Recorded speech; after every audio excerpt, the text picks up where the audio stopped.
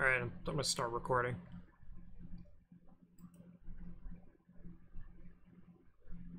What do you got on,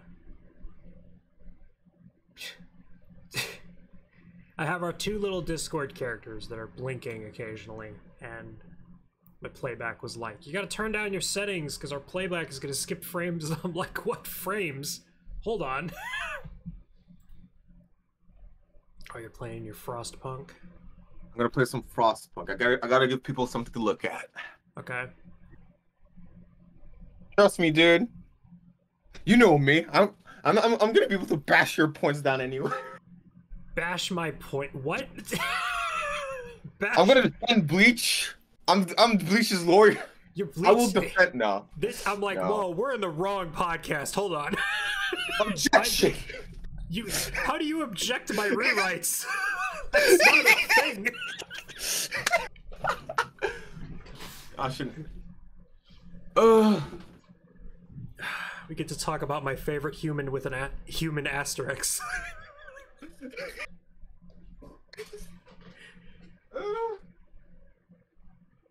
My favorite human with I three. should probably lock my door just in case.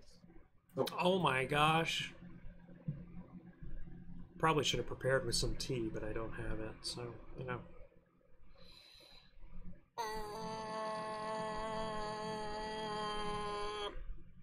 Okay.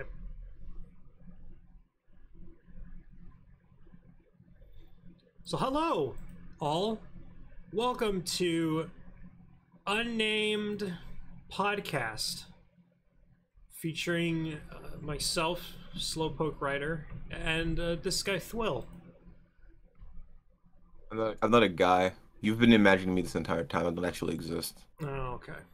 Well, let's continue to dive into my developing schizophrenia and talk about today's cool topics. I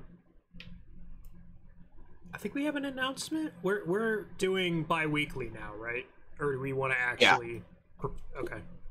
I think let's make it bi-weekly. Gives us a lot more flexibility. Which means we're gonna miss spooky time. So happy spooky time, everyone! Happy Halloween. Happy celebrated safely and nicely. Make sure you check your kids' candy for various drugs or critically acclaimed Final Fantasy XIV. I heard people are hiding them in there. And if you sacrifice some virgins, make sure you don't use your kitchen knife because the blood is hard to get off of there for when you cook later. So there you go. You got some nice tips and tricks. That sounds so highly unsanitary. Yeah. There's actually a part of me that is thinking about, because I'm going to be gone Halloween weekend. I'm going to be at my parents' place. A part of me wants to stick out a bowl of candy and a bowl of scrambled eggs. Just for the memes. You seen that? Spreading the polished way, I see. Cook scrambled eggs and put in the bowl. Oh, mix the candy in with the scrambled eggs. Eggs on my face, right? Damn it.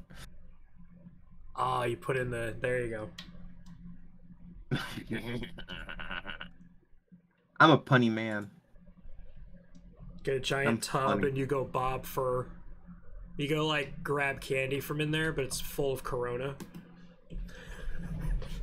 Which one? Well, the beer, obviously. I figured. Dude, it was too funny, dude. Like that was a low hanging fruit. I had to take it. Yeah, there you go. No, I put it there, so it's fine.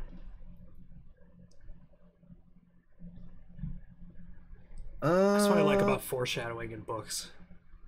It's like, oh, this author thinks they're really smart, but I predicted the plot. It's like, yeah, you followed the breadcrumb trails that the author left behind. You are very smart.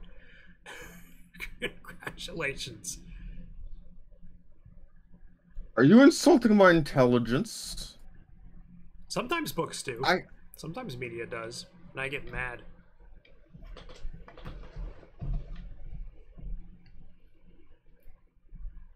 I will let you know that I have the biggest brain. I have a GigaChad brain.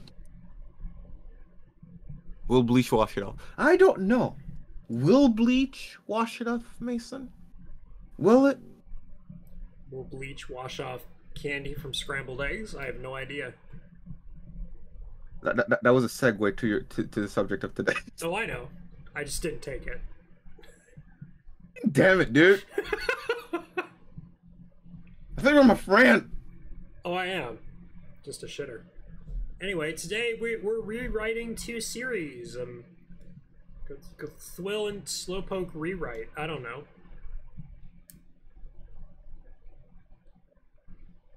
Oh yeah. See, Griff is agreeing with you. How does that make you feel? Do you feel validated? Validated, I'm right. Yeah, no, I agree. Did a good job of foreshadowing and building up their themes and narrative. Yep, that's what it's all about. Is it? I thought it's about flexing your lexicon and then bashing your fan base when they don't get it.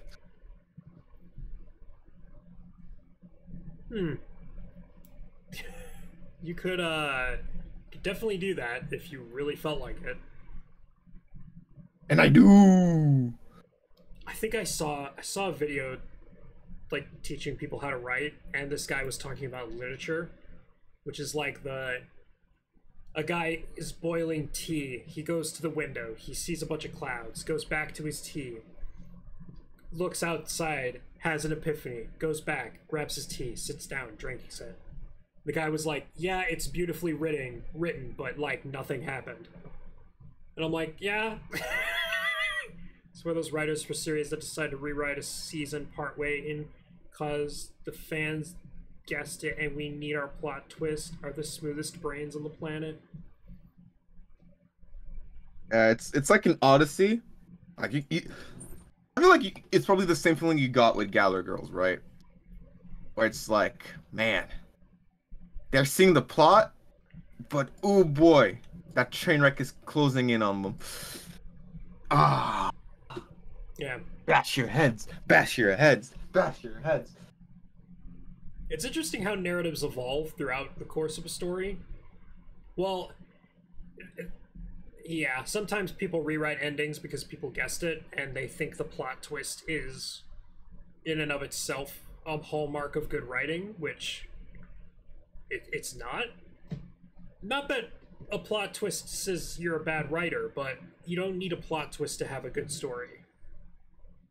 It's just a technique to use.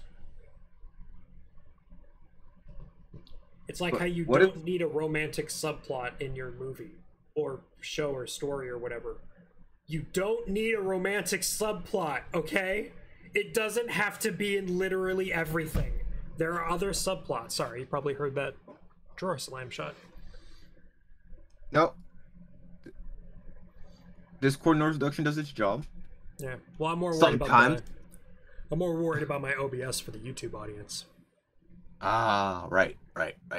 Oops. Can't forget to hear a thing on what's happening since I forgot my headphones. Yeah, it's all objectively. I think that's probably the one thing I do give Skype better credit for, because like when you record on Skype, it records the Skype audio, so you hear what you record what the other person is hearing, not just a third party. Because even I'm afraid of that sometimes when I'm just like streaming and like, wait a minute, Twitch doesn't have my noise reduction. Oh no, they hear angry background people. Oh no, they hear the French. What is up with the French? What about those French, bashing, huh? Stop bashing the French. I absolutely will never stop. You want me to start bashing your butt? Have you seen that meme going around about that? Where it's like the French people in a war against other countries, and it's, what's his name? Ralph from The Simpsons in the back of the bus that's just going, I'm in danger. And then it's the French people when they're at war with themselves, and it's the French Revolution. It's just Willie ripping out of his shirt, and he's ripped, and it says, you're in danger. Look, as a historian, you of all people should know that French people are actually kind of badass. All right. But that doesn't kill the meme, does it? No. Meme's funny as hell, though. You can have both correct at the same time. The French are badass, but are also massive weenies. You're just jealous over baguettes. Nah. Baguettes are pretty good. You know you. They're all right. I mean, I'm more of a croissant individual, but baguettes are pretty nice. You're a good old croissant. Croissant. Fromage baguette. All right. I'm creating a new sliding banner so that way people will know when we're podcasting. Oh, look at that. Well, you knew that. I'm gonna kind of explain what we're doing today, because I should probably get on topic. What's a topic? Today, we are rewriting a series, kind of. Not doing a full rewrite, because that would be, oh my goodness, that would be so much work for, you know, a podcast, or just something we probably couldn't publish or put out there or whatever. So we're just going to talk about that. You stated earlier that I was going first with my Bleach rewrite. Yes. Because Bleach has a lot of good things. And if you don't know what Bleach is, it's a kind of... It's the best drink. It's the best drink. It's best drink, 10 out of 10. Nicely served over rocks with some... rimmed with lime? No. So what Bleach really is it is a manga that was released in the 2000s, part of the big three. The other two being Naruto and One Piece. If you are at all an anime fan these days, you probably know what Bleach is. I don't think I need to kind of explain. It got really good. Somebody described it to me when I was getting into it as Dragon Ball Z with swords. Kind of don't agree with that summarization, but I don't know, got me into it. And then the series kind of had something happened between the writer and the editors and the company, and the ending was not very good. It was kind of rushed, and then it ended, and everyone was like, that was it. It was technically the first... Was it the first of the big three to end? Or was it second? Because I know Bleach and Naruto ended around the same time.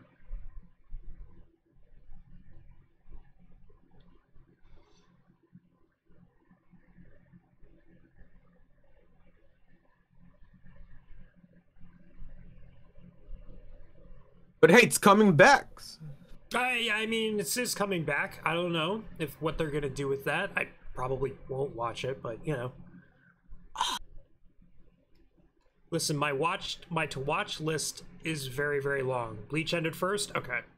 I thought so. We're gonna talk about Bleach.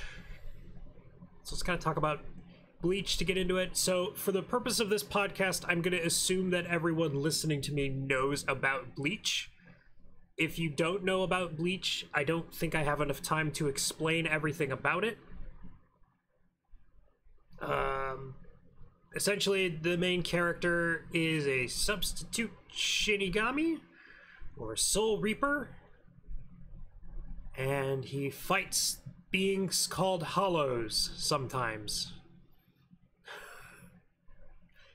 The first season is a nice kind of slice of life Monster of the Week format until two Shinigami show up, kidnap one of the main girl.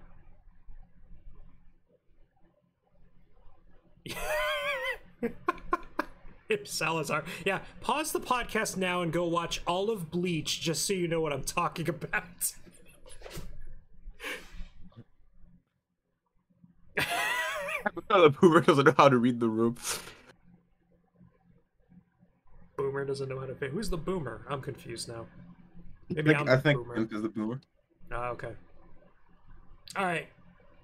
So the main girl. Well, there's two main girls. And I'm gonna I'm gonna get into that because it's kind of weird. All right, not really weird, but anywho. So I'm gonna open up with something kind of unusual, where I'm gonna talk about the Buddhist reincarnation cycle for a little bit, because Bleach has a couple of things that I could bring up that are done. A couple changes here and there that can make the series a lot more interesting, in my humble opinion. So, let's begin by the Buddhist reincarnation cycle. This is kind of what the series is based on, loosely. It kind of does like a shonen version of it, kind of like, I don't know, Dante's Inferno to like the Christian afterlife sort of thing, where it's based on, but not directly adapting, I would say, is the correct keyword. So you got 6 realms that a soul can reincarnate to. You've got the God realm, you have the demigod realm, you have the human realm, the animal realm, the realm of the hungry ghosts, and then you have the demon realm. So Bleach is a series that has these realms in full swing. The God realm is wherever the heck the Soul King is supposed to reside, which ends up not being the case. I found out literally this morning, which I'm kind of like, oh, which is probably getting changed. You have the Shinigami, Soul Society, what do they call it, the Serete, something like that. That is the demigod realm. Human realm is the human realm. Look outside your window. That's the human realm right there. Animal realm, I guess it's a realm with just animals. It's not really explained a lot, except for that the one captain who's just a dog. And not like an actual dog, like a, you know, humanoid dog. You have the hungry realm, realm of the hungry ghosts, which is hollows. Pretty accurate depiction of what the hungry ghosts are like. They kind of eat each other in order to get stronger. And then you have hell. So first episode, Ichigo gets stabbed by a sword. Don't worry, he doesn't die, he gets superpowers. It's explained. Cuts up a hollow. So now there is a Shinigami there running around. And there's a couple of key details that I think are really kind of missed opportunities. One of the missed opportunities is that the reincarnation cycle in this series is pretty instantaneous. Like, when you die, you are a ghost. And you're hanging out, and you got a little chain coming out of your chest. And when the chain disintegrates the whole way, you get a hollow hole, and then you go to the realm of the hungry ghosts, because you stayed there for grief or whatever, blah, blah, blah.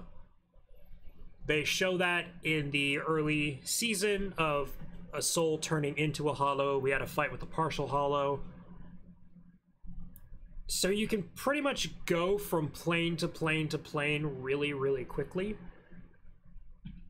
So you have a series where death doesn't really mean much. It's kind of like the ultimate shakeup, where it's like, oh my gosh, my best friend, she's dead now. And then her soul pops up, and you just pop her in the head, and she goes up to the Soul Society, and then she's a student of the Soul Society. And then things can get weird from there, where you could have people get different powers because of, you know, what realm you're in, because all the different realms have different abilities. Different abilities, in quote, they're kind of the same things.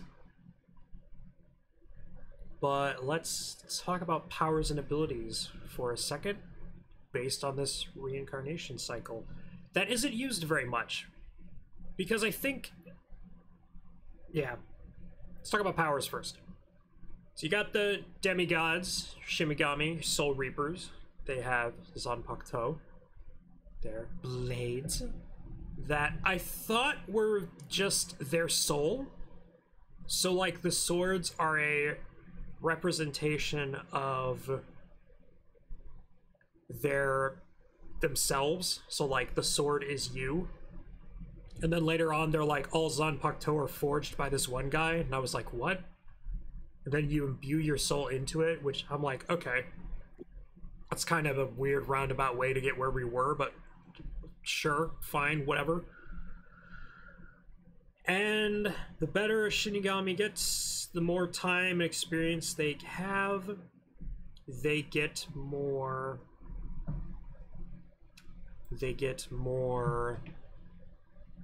refined, the abilities change, and the abilities represents the character that they're a part of, so you get that nice on-the-cup symbolism, which is just, I realized, good character design. Like, all aspects of the character flow into who they are. So the hot-headed character and the hot-headed individual is going to have a fire weapon because, you know, fire, hot-headed, needs to be controlled. So you can have people's abilities, like, change depending on their character growth, which is really, really neat, especially for a shonen anime that needs to generate hype or excitement or reveals or whatever in order to stay current in the magazine, which is unfortunate. So Ichigo goes through your main character goes through a character development. Oh my gosh, his sword upgrades. This is crazy. Or when he goes through a terrible time and he's doing the wrong things and the path is, you know, not what it... He's not doing the right thing. That also is reflected, and you can get new abilities based on that, and that can get really cool, I think, at the very least. But it's not used. It's kind of like you have this area where you have a flexibility with everyone and their powers and whatnot, and then they could either die or they could grow and they get new ability change, and you can do interesting things based on that. So I'm going to go through the beginning of the series to kind of highlight what I'm talking about, because there's a specific order. So first episode, Ichigo gets bit by the ghost because he can see the ghost for reasons that will be explained later. Oh boy, my favorite human with an asterisk. And then he gets the substitute Shinigami.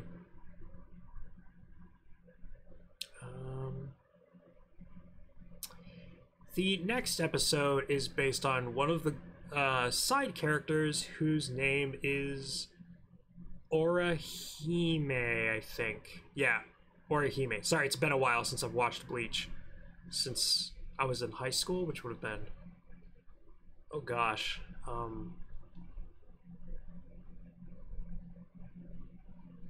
Like 8 years ago? Oh my gosh.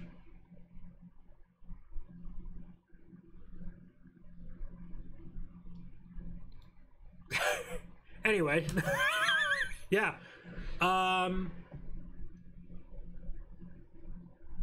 Anything to comment? Any confusion so far, I guess? I don't know. I feel like I'm doing a poor job of explaining what I'm changing.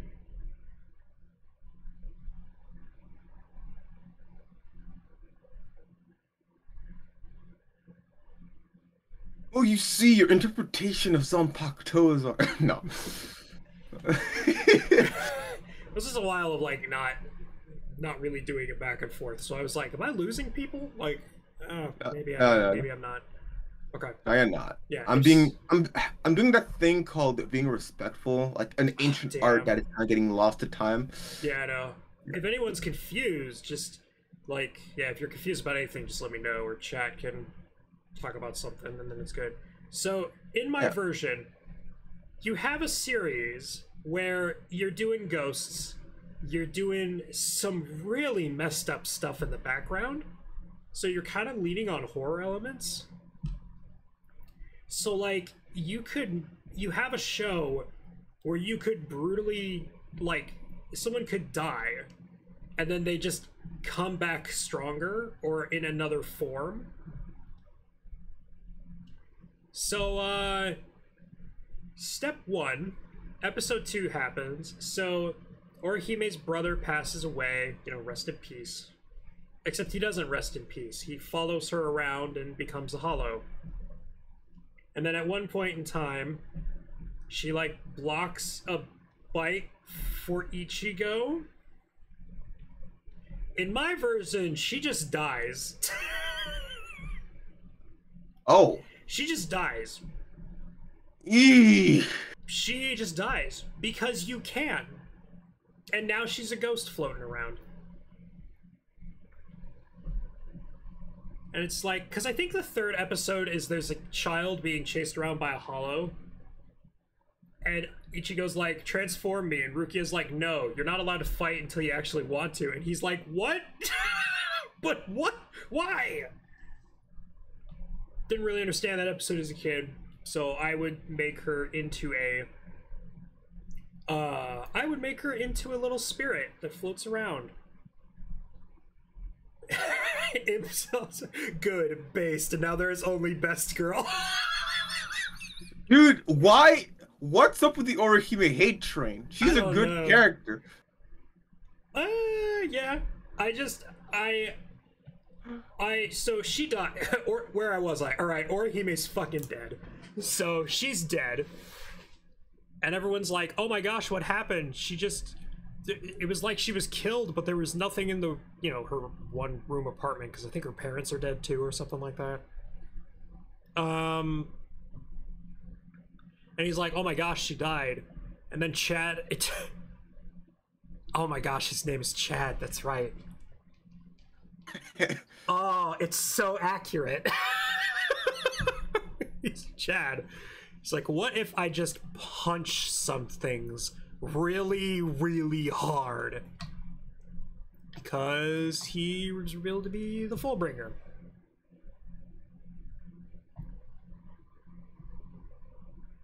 He can't just save people when it was convenient for him.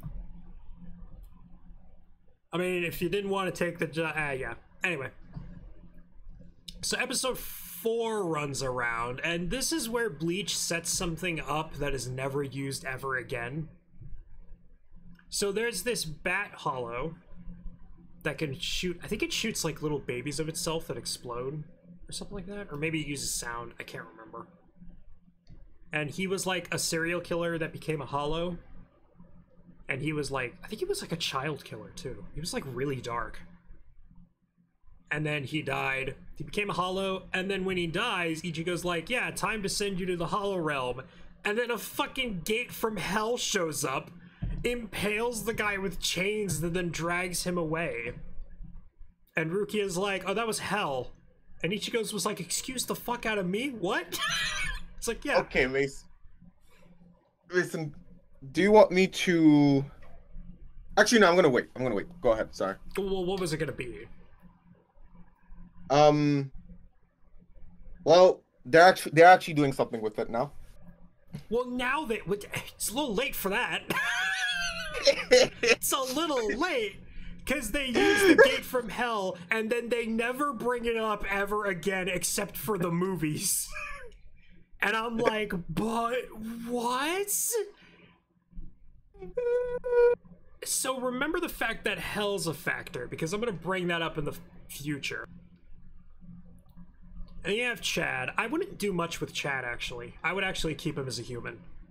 I killed Orihime, and if I was writing this, I would do something with Orihime where she's like, I'm gonna walk around and I'm gonna make sure my friends are okay before I move on. I have this chain, it's gonna be fine. There are like 10 links in this chain. I can use like 9 of them before moving on. It'll be fine. What do you mean my crush has a girl living in his room? What the fuck? So I would literally turn Orihime into a hollow. Fun fact. And then she isn't seen again for a while. Because I am a sick, twisted bastard who likes horror novels, so... Yeah, Orihime basically throughout the first season turns into a hollow and fights. Maybe Ichigo has to kill her, maybe something else. Ooh, maybe I'd maybe I'd have Ichigo hunt down that hollow that was Orihime, and have Ishida also hunting it. Because the Quincy, let's talk about the Quincy for a second, because they're kind of a big fucking deal in this world. So Quincy are these humans who can control spirit energy and make bows, and they shoot hollows, and it's like, oh, this is pretty neat and whatever. And then it's revealed, oh, when they kill hollows, they kill them. So their souls, like, don't get reincarnated, they just get deleted. And then they're like, oh, they were murdered by all the Shinigami because, they were going to create an imbalance of souls. And I'm like, okay, and watching it and looking it on and doing research for this, I was like, wait, that's a really big fucking deal. Like, in a world with a reincarnation cycle, these people can just delete people? Like, disintegrate the soul? Like, that's it. That's a pretty big deal. That's yeah, that's a pretty big deal. And so the Quincy kind of have their own stuff and their own arc, with their super villain, who is a villain who got way too powerful way too quickly. Kind of became a problem, but I would make a big change for the Quincy. So, Thwill. Yes. Ishida's running around. He's doing Quincy stuff. He's the last Quincy. He got most of his teaching from his grandfather. And at first, he uses a Quincy cross to do things, and everything else. And he's going off of his grandpa's wishes. And he's fighting. And maybe he's not deleting. Maybe he's not deleting hollows. Maybe he's like, that's a little extreme. I'll just help them move on. And so his dad shows up, who's an asshole, by the way. And do you know the Cyanide Happiness shorts? Yeah. Have you seen the one where the guy takes the girl, she's showing him her family, and she's like, my family's very religious, like, we gotta make sure we be careful. And so if they ask you to say the prayer, just say the prayer and it'll be fine. He's like, okay, babe, don't worry, I got this. And the dad walks in and is like, oh, let's prepare for our evening meal. Huh. He looks at a cross on the wall and says, huh, how did this get flipped upside down? He flips it upside down and he pulls out a goat and sacrifices it on the table. And then, like, like the devil pops up and is like, hi, Karen, glad I could be here for these roles. Like, it's like a quirk on that. I would basically have Ishida's dad do that and be like, huh, son, that's weird. Your Quincy cross is upside down. He's like, excuse me? Because you know what's better than it's basically, I want the Quincy to be from hell. Oh boy. Where Aizen is defeated, and then all of a sudden there's a knock at the gates of hell, and it bursts open, and Yawatch is there with all of his Quincy bros like, surprise! It's Demon Nazi arc! Oh boy. Just because I would like to incorporate hell and the reincarnation cycle rather than getting something that is from its outside. Introduce things that are outside of your power system before after you use everything, essentially, is what I'm saying. So you have your evil hell archers that are like, we're gonna destroy everything, and everyone, even the hollows, are like, bruh, can you not? That's a spicy meatball. It's a little spicy change there. Also, Ishida, like, joins the bad guys and is, like, the right-hand man of the bad guy, and I feel like that's not talked about. But, Yeah,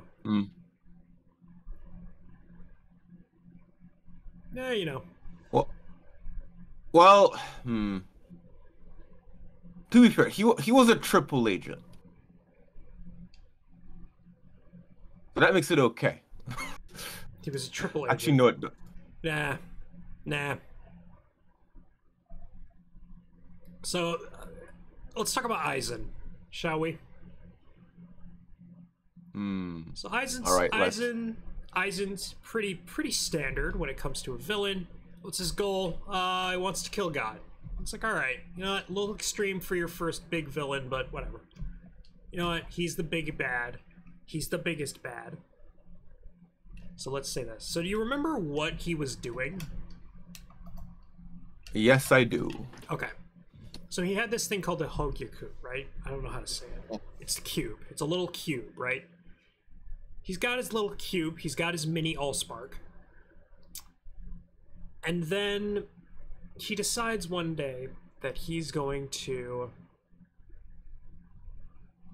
ascend to godhood. And how's he going to ascend to godhood? Well, you know how each of these tiers have their own set of powers?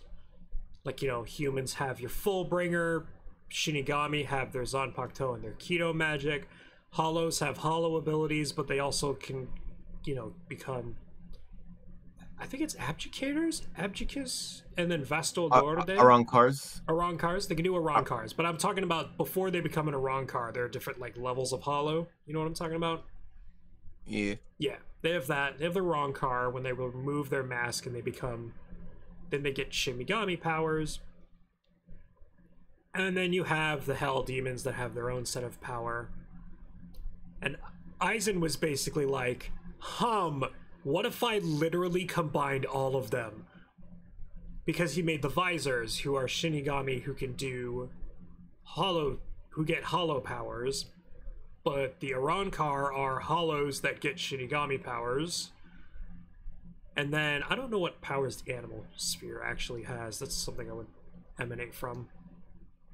So he's like, what if I combined them all into, like, one being?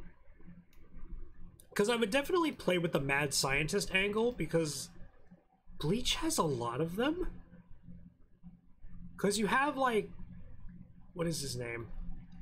Urahara? It's kind of like a mad scientist. Less mad, more just scientist. And then you have Aizen, and then you have, gosh, what's the guy who turns into the Pharaoh? What is his name? You know what I mean? I know what you mean. He fights, what's his face? Ishida in the Soul Society arc. Yeah. I know who you're talking about, but I can't remember his name. Yeah. I have a very clear picture of him in my head, because he's not a guy you just forget. Because you have him as well. Has one of the best quotes in the entire series, by the way. The best what? One of the best quotes. Quotes? Oh, is it his perfection monologue? Yeah. Yeah. Knowing you, I was like, that sounded more harsh than I intended to. Knowing you, but yeah, the perfection thing. I wouldn't change. See, it's a lot of little changes I make to the beginning, or major changes, because I killed Orihime just straight off the book. Which kind of dominoes a lot of stuff later on, so... Well, my plan was just she ends up going to the Hollow World, and we're following her Hollow form in the Hollow World as it becomes...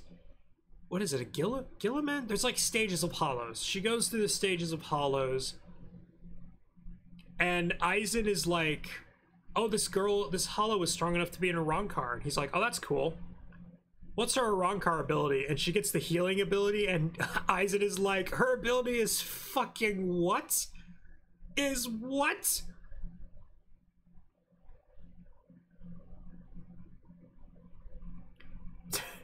I know, Taito Kubo, yeah, Kubo, when he gets stuck on writing, he fixes it by making new characters. Exactly.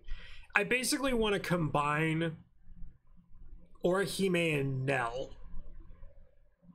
from the Hollow arc. Like, have Orihime, like, the part of Orihime's soul that still remembers Ichigo come to him and be like, yo, shit's fucked in Hueco Mundo. I need you ASAP. And he's like, bitchin', when we droppin', fam? So he Fortnite drops into Hueco Mundo with the boys. And then goes and does all that stuff. There's just a lot of little changes I would do. I would probably do something more extreme for the last arc, because there's a lot of domino effects. But yeah.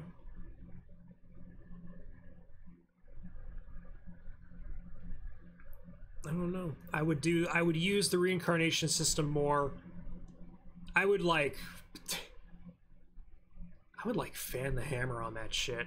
Like imagine like Grimmjow dies in the Arrancar arc. And then I don't know, some convoluted way you make him a Shinigami. Oh boy. Or maybe have like a Shinigami who is Grimmjow die and becomes a Grimmjow. Like, you can do things like that. Like, the reincarnated version of your friend isn't really your friend anymore, but part of them is still there because they're like a new being. You know what I mean? I see what you mean. It's like, take your friends' like regrets and wants and desires that were unfulfilled when they died and make a character based on those. But like the Arrancar version looks like them. Do some fun stuff with that. You could be really, really flexible with your characters and having their abilities mask how they change and everything. That I think would be really cool. Which I might turn into a series all on its own if I ever could find a way of changing it enough to just not be This Is Bleach but, which I could do, which I could make This Is Bleach but series.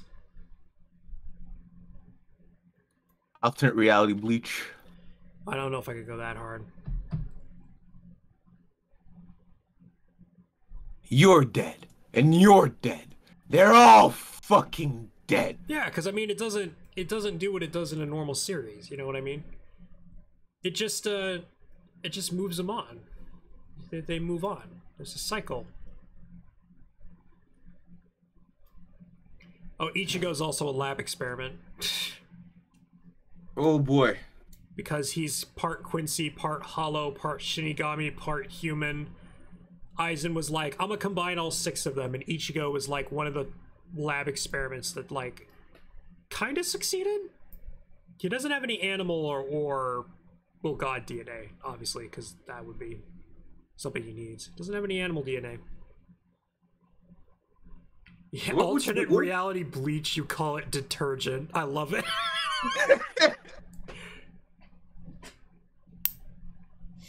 Oh, so good. Oh!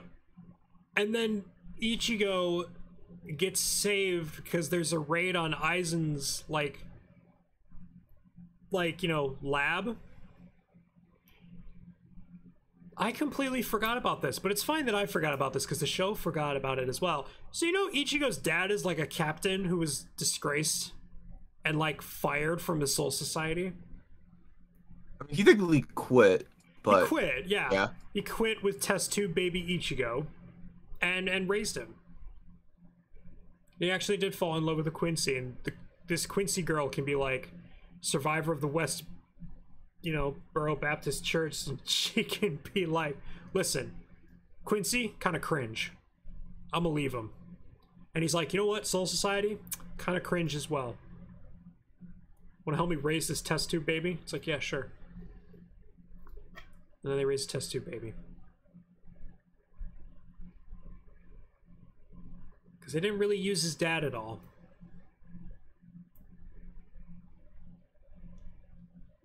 Which is kind of a big deal, cause...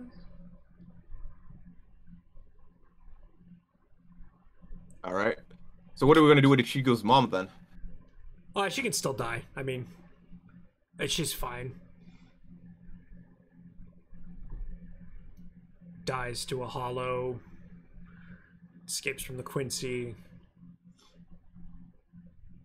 What about Ichigo's sisters? Well, I can't kill them. They're too young. So I guess they kind of just stay there and hang out. I would absolutely do something with... So Ichigo has him. He has this group of friends with his Ishida, Chad, Orihime, and Rukia. I can't get over Chad's name. Oh, and what's his face? Yamcha 2 for the series. Renji. That's who it is. Renji. Because Chad and Renji's only purpose in the whole story is to get beaten up by the bad guy to show how brutal they are. It's very sad. But he has like 3 other friends. There's like a short-haired girl soccer player, a guy who's on his phone, and a guy who is supposed to be comic relief, but falls flat like literally every time he talks. You know what I'm talking about? Those 3 chuckle fucks.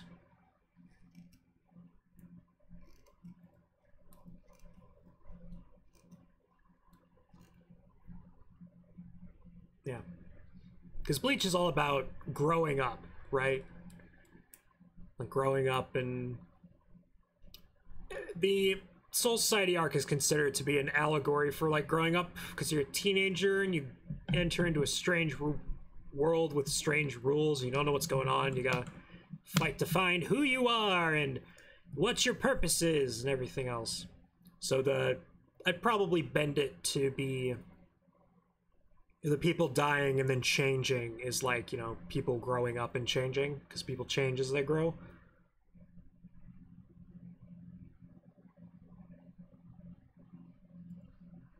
So I'd kind of do a little allegory for that. It's like that friend you had from middle school and you grew up in high school and you just grew apart. Except your friend, you know, dies and becomes a hungry ghost that wants to eat your face, but, you know.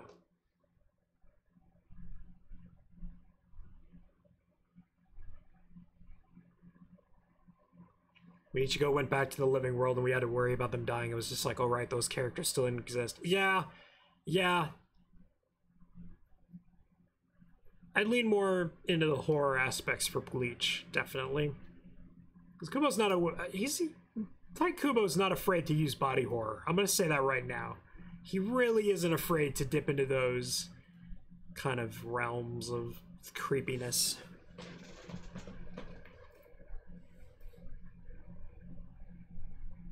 It's like I think I've blabbed incoherently about Bleach kind of enough.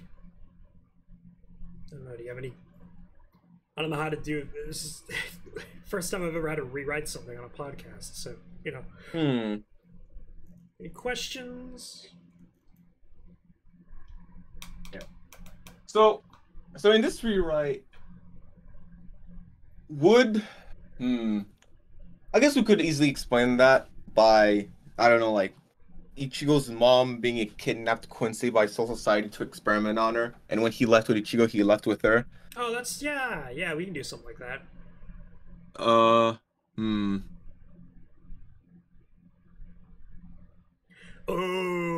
We can do something really dark. You ready for this? Alright, ready? I'm ready. They were never an item. His mom and his dad were never an item.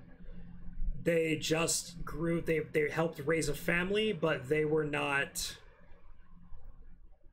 you know, together. I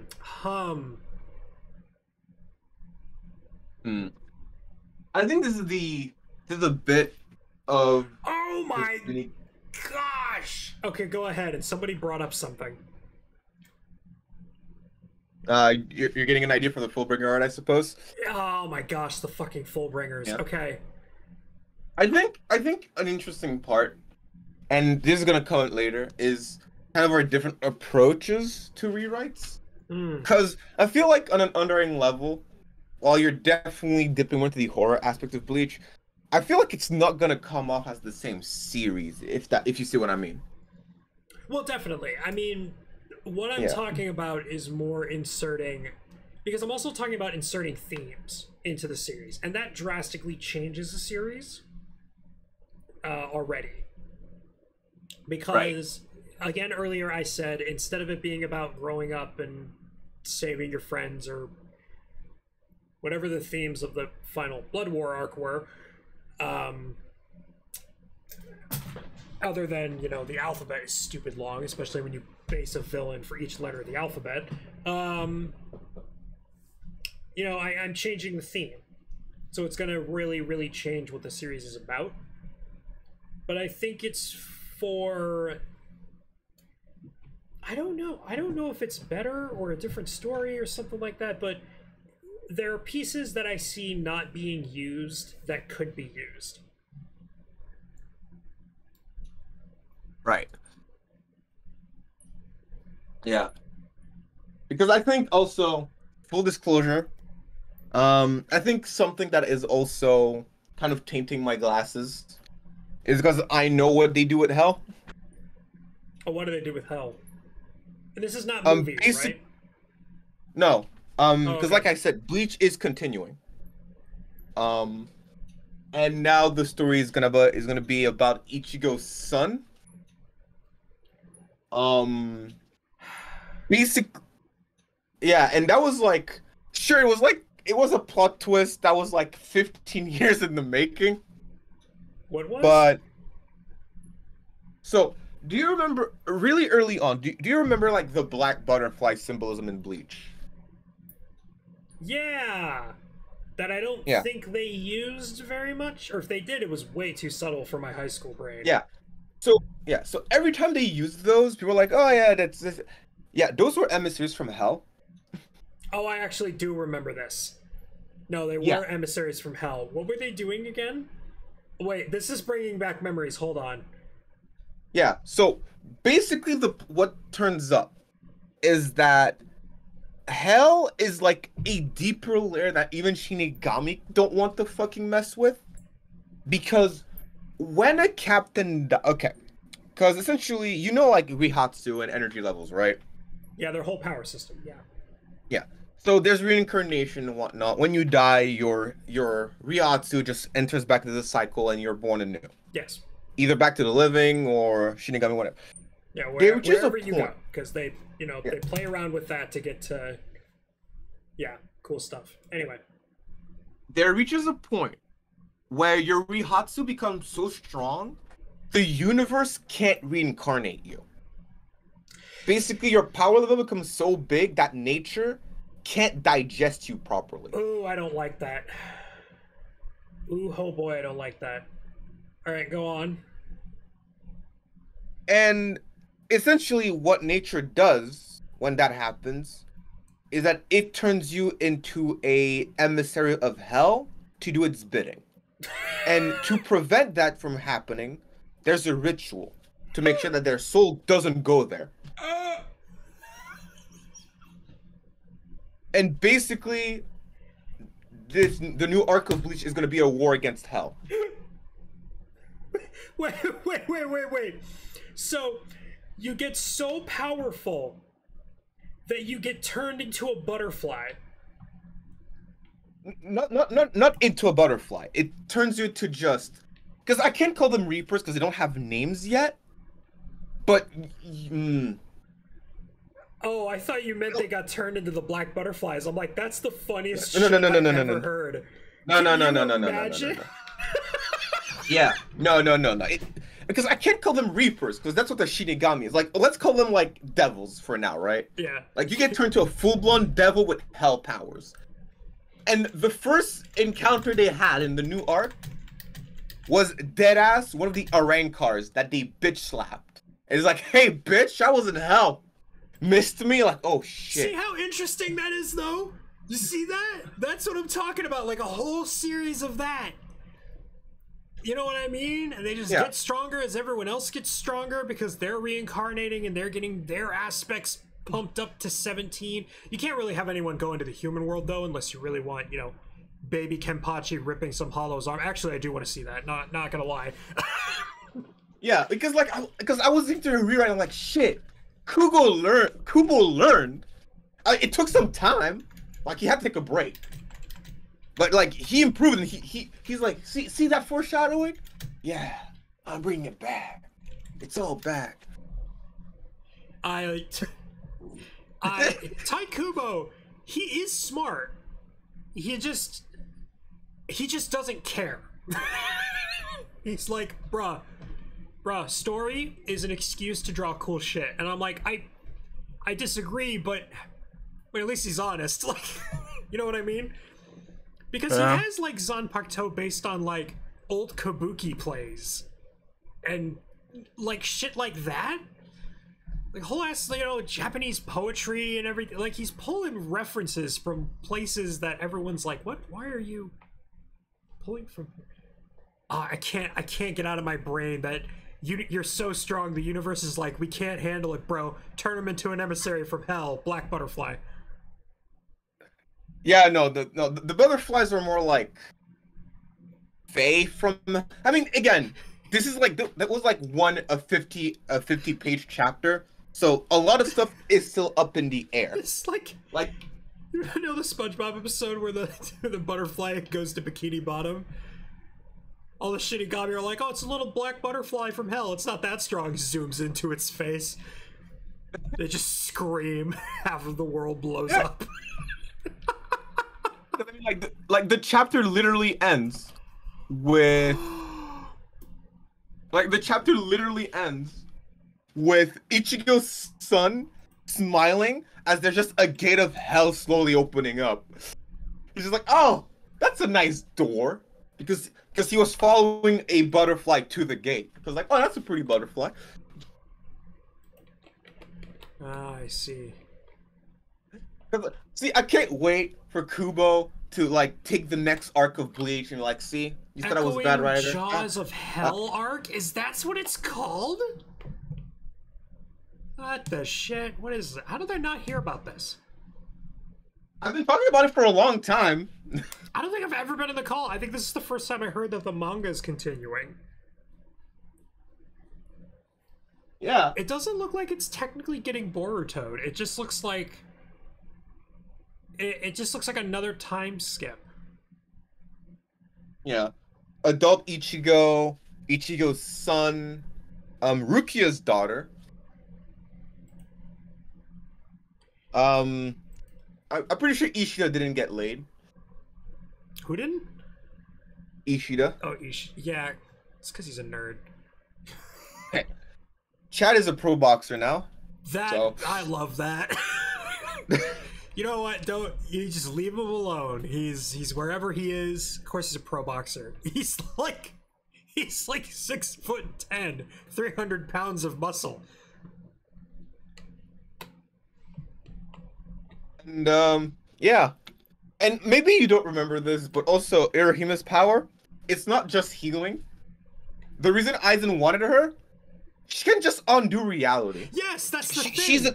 It wasn't she's healing. An undo button. Yeah, it wasn't healing. He describes to people, it's like, no, it's because I think one of the Reincarnations is like, I can't believe you want this just because she could fucking heal wounds. We have medics already. He's like, you absolute smooth brain. She's not healing your arm. She's reversing time. And they're all like, what?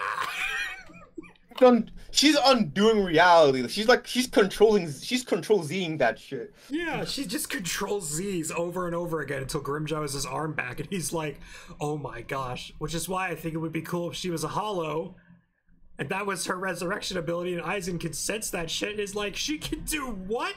Oh my gosh. I remember the days where people thought Vasto Lorde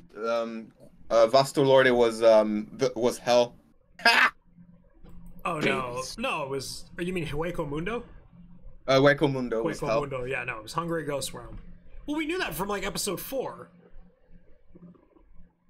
which is why it makes me mad that hell wasn't used until I don't know, fucking 26 years later. You can't rush. You can't rush perfection. Shut up. Just shut up. I can just imagine Kubo is sitting there. He's like at a McDonald's or something. He's eating a burger. He's like eating a burger. He's sitting there and he's just thinking to himself. And he's like watching something online and someone says, oh, what the hell? And he's like, hell. Hell. And he just screams, oh my gosh, and runs over to Shonen. Oh, also fun bit. Okay. There's a Bleach extended universe now. Oh, because he has the Burn the Witch series, right? Yeah. Yeah, I heard about that. And the stinger of that one is that, like, hey, wait a minute. The other departments of Soul Society are actually just supernatural cops. Yes. Well, I heard about that because at one point someone was, well, one, he got another manga series with Shonen Jump, which just destroyed the rumors that him and Shonen Jump hated each other, which is why Bleach got canceled early. But now we don't know what the fuck happened with that whole scenario. So, I mean, he went public saying like, no, it was just his health. Like it was dead ass his health. oh. And the only thing that kept him going was the dying wish of a fan. Oh, okay. Yeah, like a kid was just like, hey, I'm terminal, I'm dying, but your series is what kept me going, so thanks. And he's like, no, I'm finishing this. Yeah. Man, if only there was a way for, if only the system for shonen writers was an absolute horseshit. Yeah, but at the same time, this is also the system that's like, why do you mean it took 20 years for you to use this plot point? Yeah. I don't know. Maybe let me do proper setup and payoff and I get things done sooner, but I have to keep using flashbacks because I need an action scene every other week. Or else you didn't get an action scene in 4 weeks? Fuck it, you're canceled. Get the fuck out of our magazine.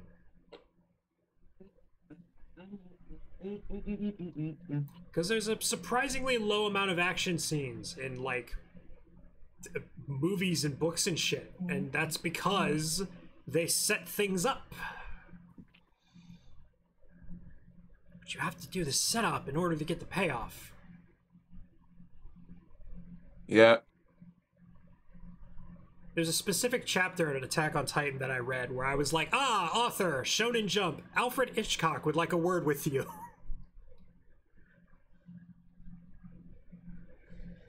I see. Since everyone here probably knows that because it's from fucking season 1. It's when Armin's talking to Annie. And they reveal what he's doing afterwards. And I was like, this scene is so much more tense because I know what's going on. But are you okay, Annie? I would love a freaking YouTube poop of that. Armin rolls up like Michael Jackson, goes, Eddie, are you okay? Are you okay, Eddie? You've been hit by Titan. Ow! Just gets tackled to the ground. Michael Jackson is already the main villain in Demon Slayer. Oh, Demon Slayer, okay. I thought you said Blue Exorcist and I was about to pop off. Dude, I love Blue Exorcist, but damn is it a chore to follow. Like weekly, I mean monthly. I mean not even monthly. It's on a year-long hiatus. It's still going. Oh yeah. Oh, I finished the anime. That last like 3 episodes was the most writing I've seen done in this short amount of time. The captain's fighting the Espada felt like filler to me. Yeah, kind of did to a point. I also unironically love how the stealth captain's Bankai is a bazooka. Is a fucking surface to air missile. Because she's not subtle whatsoever. Like her personality. I think that's low-key brilliance. I mean, she does have a big-ass inferiority complex. Yes, she does. And that's the point. Because her Shikai is what she wants to be, but her Bankai is who she actually is. Also, I don't think I'm ever going to create a character whose name is cooler than Coyote Stark. Like, that... It's so good.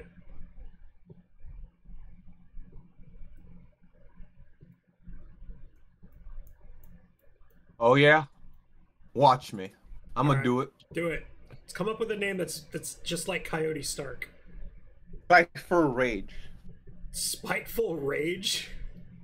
No, Cypher Rage. Cypher Rage. Nah. I mean, I didn't make that name. That's the name. Yeah, I know. I know where it comes from.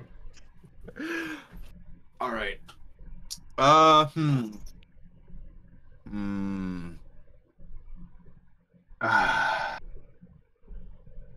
Damn it. See, I have a lot of cool names in French, but I can't seem to like translating them doesn't make them sound as good. Well, just say them in French, because if they're a name in French, then you just say them. Like, there's Michael and then there's Miguel, but you wouldn't translate them. You don't translate a name. Actually, a lot of people do, but That's dumb. yeah, It's really dumb. I'm gonna keep it 100. yeah. Like for example, like Matthew comes from Mathieu. Matthew. Yeah. Etymology. But yeah, Coyote Ranch. Coyote Stark, not Coyote Coyote Ranch. Stark. Sounds like a spicy flavor of ranch. Coyote Stark. Hmm.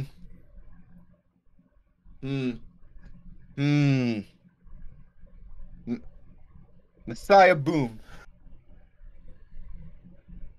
Or I don't know. Xehanort. Stark might have been number one, but Ichigo fighting. Yeah, I have to like look away from that name in order to say it correctly. Yukiora felt like the biggest spot of fight. Yeah, I don't know what the. I think Yukiora. I'm literally putting my hand up whenever I have to look at the name because I won't pronounce it otherwise. I think Yukiora should have been number one, but they made him number 4 for the reveal. Because it did feel like he was the big boy, narratively. And then they were like, there's 3 more. Actually, there's 4 more. Number 10 is 0. Removing that... I kind of like that, though. I don't know. Yeah. I like it because it's stupid. It's, like, really dumb, but I love it. It's like, wait, why weren't you number 1? I didn't want the attention. What do you mean you didn't want the attention? Bitch, what? Hold the fuck on. I am both 10 and 0. That's not how numbers... Never mind. You know what? That's how we do now. So what came first? Aizen turning into a butterfly being because of a metamorphosis? Metamorphosis parallel symbolism? Or the Hell Butterflies? Hell Butterfly came in, like, that was like in the first arc of Bleach. Yeah, but were they Hell Butterflies beforehand, or did they later get retconned into Hell Butterflies? Because I'm fine with retcons, for the record. Let the record stand, I'm fine with retcons as long as they work. Yeah. I mean, given the evidence, I just think, like you said, it's something that was always planned. It's just that he never got to use it. Because, like, reference to Hell was really early on, also. Yeah. It's also Tight Kubo, so... I don't know. I believe it either way. I just don't see him... I don't know. He's a very confusing writer to study. You know what I mean? Yeah. And that's why I love Japan. I don't know. It's like, is he smooth brain, but like he makes it work? Or is he big brain, or like so smooth brain that he becomes wrinkle brain? You know what I mean? The Toriyama syndrome, I see. The Toriyama syndrome, kind of? Like accidentally genius kind of thing? He's a very confusing writer to study.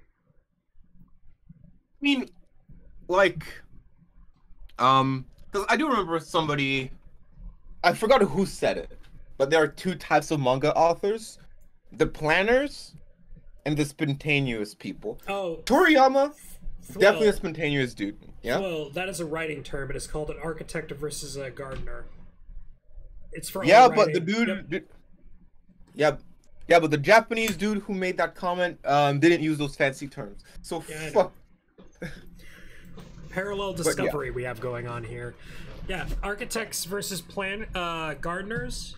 Most people are kind of in the middle. Think of like a line.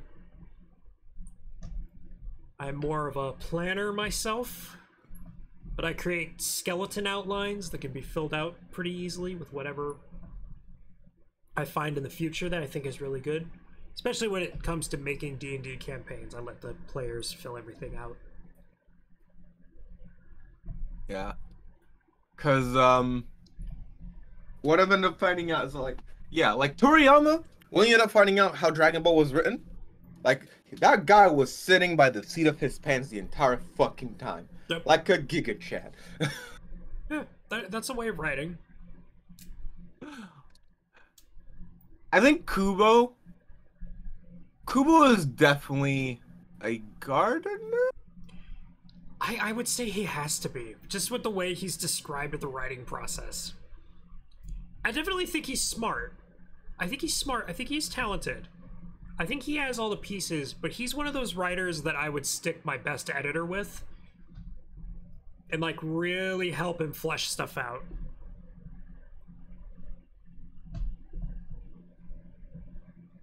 I'm gonna flesh things out. Flesh out. Flesh. It wasn't by my hand. I've become flesh, flesh, flesh. Yeah. So what we were talking about? Oh, yeah.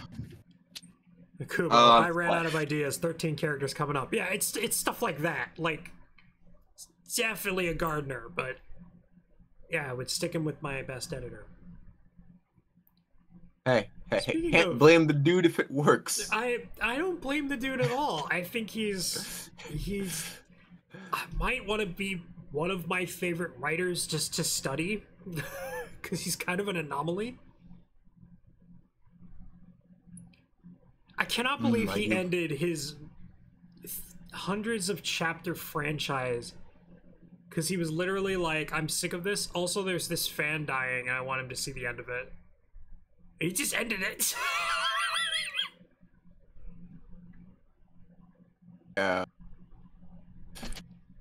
Everyone's like, no, you can't just end a big series for those reasons. He's like, haha, manga, last chapters of the manga go burnt.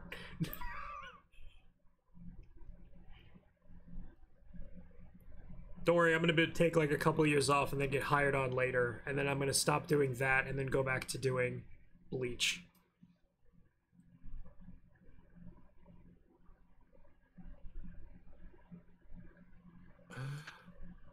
I also think Kenpachi Zaraki is one of my favorite characters of all time.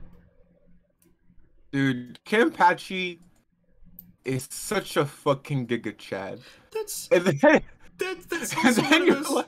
also one of those characters where it's if there's any character who represents the author, it would be Kenpachi for Tite Kubo, because Kubo and Kenpachi are like, fuck it! He's strong. Why? Because he is. What about his final technique to beat the halt? He just uses two hands for his sword swings, but he finds it boring. For me, I think my favorite part is just the dead ass reveal that he was like holding back the entire fucking time because he wanted a good time. Do you remember that plotline? Yeah. It's just like, man, everybody's weak. Remember when he starts beating up the other captains just halfway through the Soul Society arc? Like, do you remember why everyone's doing that? Because I can't remember for the life of me. I think that was anime only though. Oh, it was? Okay. I don't know if in the manga Kenpachi fought like two other captains. No, yeah, that's anime only. Oh, okay, that's anime only. Good, because I was like, that was so confusing in the anime. I'm like, wait, why are they all fighting each other? Hold on. Although I do like the idea of Kenpachi being like, we're being invaded. Well, grabs sword, looks at the other captains. Guess everyone dies. Wait, what? I mean, also, I think this is probably one thing that Bleach does a lot better than like probably Naruto or even DBZ. Like, you have a way better understanding of where everybody stands on the power hierarchy, right? In Naruto and DBZ, or? I mean, in Bleach compared to Naruto and DBZ. Yeah, because Bleach doesn't have a... The magic system for Bleach is more tools in a toolbox rather than, like, new powers. Like, the main character's superpower, his Bankai, is he gets, like, a stat buff. He also fires moonbeams because I need a signature technique. I love how I hate and love how Kenpachi gets a Bankai, but I love that his Bankai is literally just Barbarian Rage. His like, Bankai. Yeah, but it's like, with Byakugas, it's the Shikai, the Bankai is just a bigger Shikai. If the person has a good control and grasp of their personality and kind of refined themselves to who they are. And if they're kind of at war with themselves, you get a second captain with like, what's your Shikai? A hidden blade from Assassin's Creed. What's your Bankai? A surface-to-air nuclear missile. What?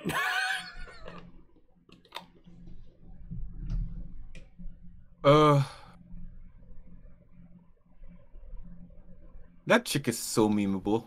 Oh my gosh. How would I change how Aizen's dealt with? I would have definitely had him fight Yawatch or whatever at the end. I also heard a theory that, so you know how Aizen's Shikai is like super broken? And we never see his Bankai? You know what I mean? Like the illusion sword and everything like that, and how he can basically fuck with people. I heard a theory that that's actually his Bankai and he was just fucking lying about his abilities. Which wouldn't put it past Aizen. wouldn't put it past Aizen, because that's happened to the show. I love that subversion. Oh, that was so genius. What is his name? Gin Ichimaru? He's like, yeah, it's not my Bankai ability. I fucking lied about it. Why would I tell you what my sword's ability is? And I'm like, no. He's got a point. No. He's got a point.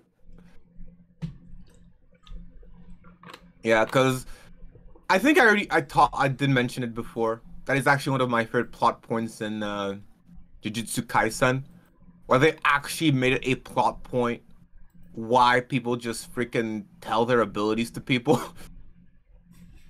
Which you kind of need to do, because it's the problem of, because when you're doing like a drawn adaptation of something, like they're like movie, TV show, like a comic, it's kind of hard to do an inner monologue, where in books that's all you have. You can slip from inner monologue to narration to dialogue very easily.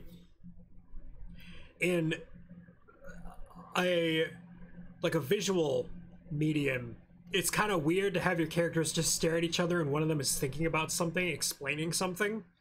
Because it's like, do they stay there for like 5 minutes or what's going on? Which is actually an actual interesting plot point, because like, I forgot who said it. It might have been you, but somebody was like, man, I find really weird how I hate exposition in any way and in any medium, and then anime doesn't, I'm fine with it there. Oh, that definitely wasn't me.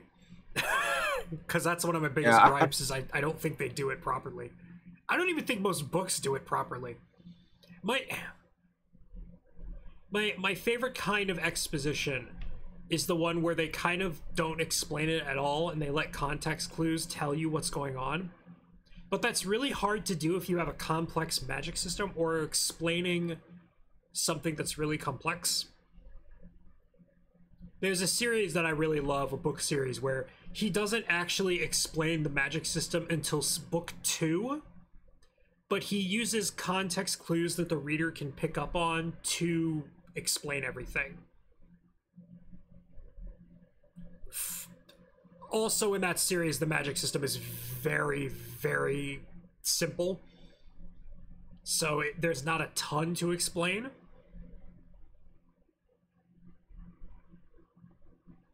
Right.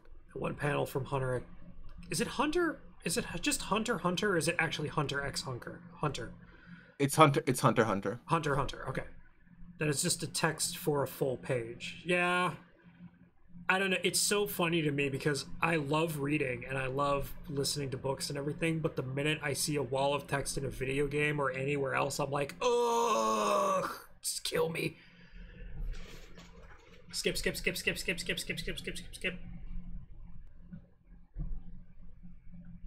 Yeah. Which is interesting to me, because having played Frostpunk for this long, it kind of made me realize what I love about video games. Because what I'm noticing now, for me at least, is that video games are a audio-visual interactive medium. A visual, or rather, an audio-visual interactive experience. Yeah. And I think the experience bit is what's important. The key is the interaction for a video game. I mean, Sorry. because at least for me,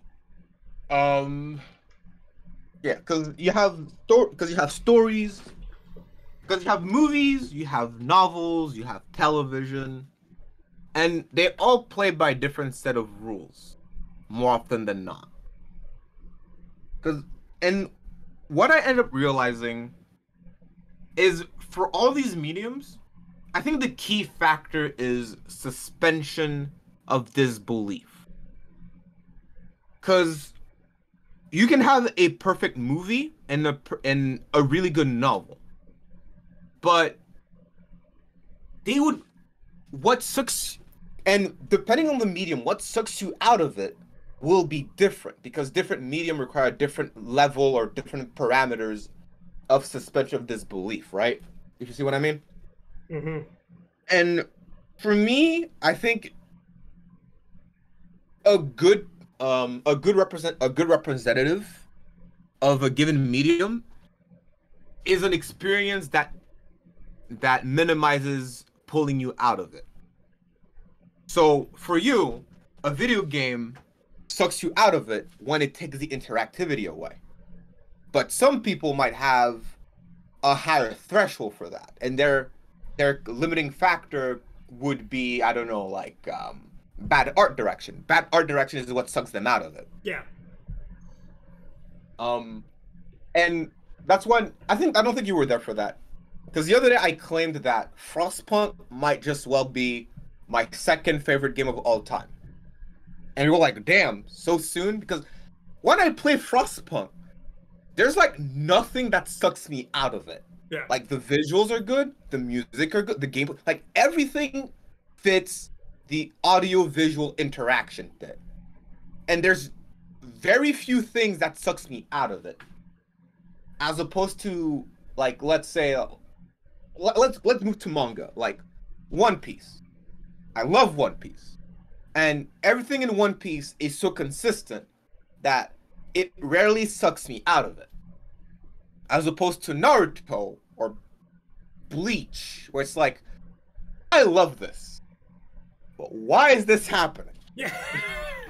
I like this, but why? Like, which is why I think that's a big reason why Demon Slayer got as popular as it did.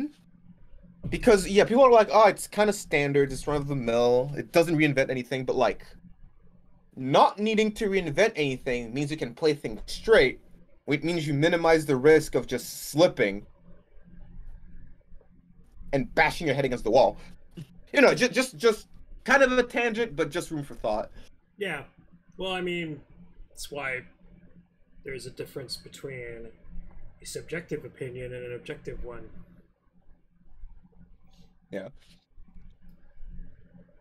But yeah, we good segment on rewriting Bleach. We've determined that Bleach is trash and should probably use detergent. Oh my gosh, can you imagine if we did? Yeah, we're gonna rewrite Bleach later on, and we just talked about the history of Bleach and how to use it. And be a grade A troll. All right. Speaking about suspension of disbelief and keeping things consistent. Oh, one more thing before we move on. Hashtag I nerf all the Fullbringer abilities. They're way too strong. All right. Anyway, back to... Look. They had to give humans something, all right? Oh my, it's so strong though. He doesn't change memory. He warps reality. Anyway. And then there's the other dude whose Fullbringer ability is, I got sword. I have big sword. Well, that's what literally would be like in the series. It would just be my special bit. Anyway, back to You know what fascinates me about Kingdom Hearts? Do Somebody tell. got their cross fan fiction, like, marketed and published.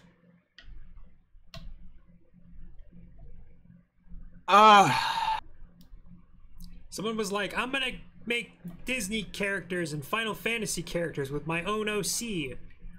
And it got published. It became a multi-million-dollar franchise. All right.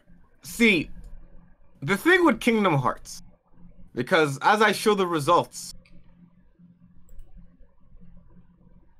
I had you guys decide what would be my talking points, and Kingdom Hearts won. So I'm gonna be rewriting Kingdom Hearts. Ah! So. The funny origin of Kingdom Hearts that most people probably know by now is just okay. So Nomura really liked Mario 64. And he basically wanted to make his own Mario 64. And he's like, and people were like, hey dude, the only reason Mario 64 worked was because Mario's popular. So they were like, what's just as popular, if not more popular than Mario? Disney. How do we get Disney? And they were sharing a building with Disney. And it just kind of happened after an elevator pitch. So.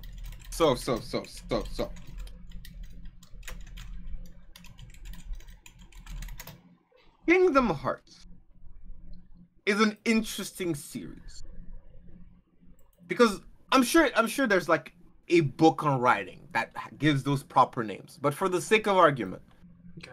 there are like 3 big pillars of writing I've noticed. Okay.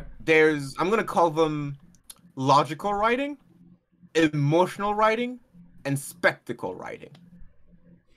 Okay. So logical writing is consistency, internal logic. Like if A and B happen, C is gonna happen. That's like the logic. Emotional writing is when you appeal to people's sensibilities. You appeal to their emotions. You appeal to the irrational part of our brains as people. So romance and romantic comedies, that would fall into that. Then you got spectacle writing, which we just spent like an hour and a half talking about. These are the Michael Bays. These are the Tite Kubos. These are the Dragon Ball Zs. Kingdom Hearts is what happens when you crank up emotional writing to 11, you crank up spectacle writing to 10, and logical writing is like at 5. Because there is some logic in Kingdom Hearts. It just takes a backseat to everything else. And this is what we're going to talk about today. So, my dear co-host Mason, how much do you know about the Hearts of Kingdoms? I know there's light, and then there's darkness. Right. All right. And then there's light and darkness, but okay. Memes aside, I know who Xehanort, kind of who Xehanort is. There was a guy, Dan Floyd from, not Dan Floyd, I don't know his full name. Dan from Playframe did like a 40-minute video explaining the story of Kingdom Hearts Cliff Note version up until 3. And I watched that a while ago because I was interested, and then it nearly made my brain explode. But if you start talking about it, I'm going to know what you're talking about. All right. So, this is the funky part with me rewriting Kingdom Hearts. Because I realized that the insanity is part of the appeal. Because any given series doesn't need to appeal to everybody. And that's something I've kind of learned. Yes. But, and that's the big but.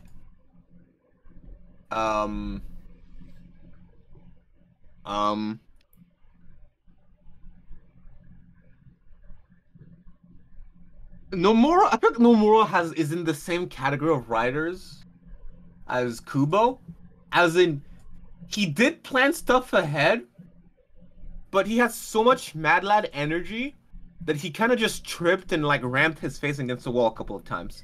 Yeah, well, I think the mouse also slammed his head in the wall a couple times. It says full frozen cutscenes. But I think my favorite part about that is that they unironically had like Disney animators fly over to Japan to supervise the Disney section. And that cracks me up. I don't know if I should laugh or cry. Oh, you didn't know about that? I did. You just reminded me. Oh, yeah.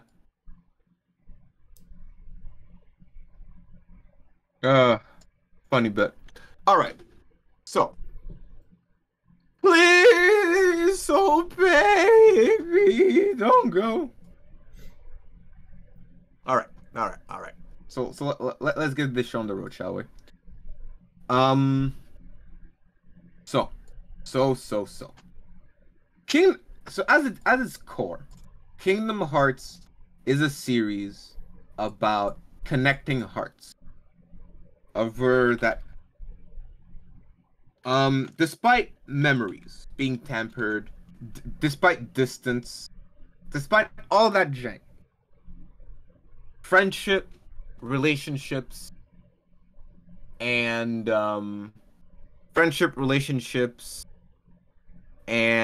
connections prevail. It's a good message. Too bad that the connective tissue of the series is as flimsy as wet tissue paper.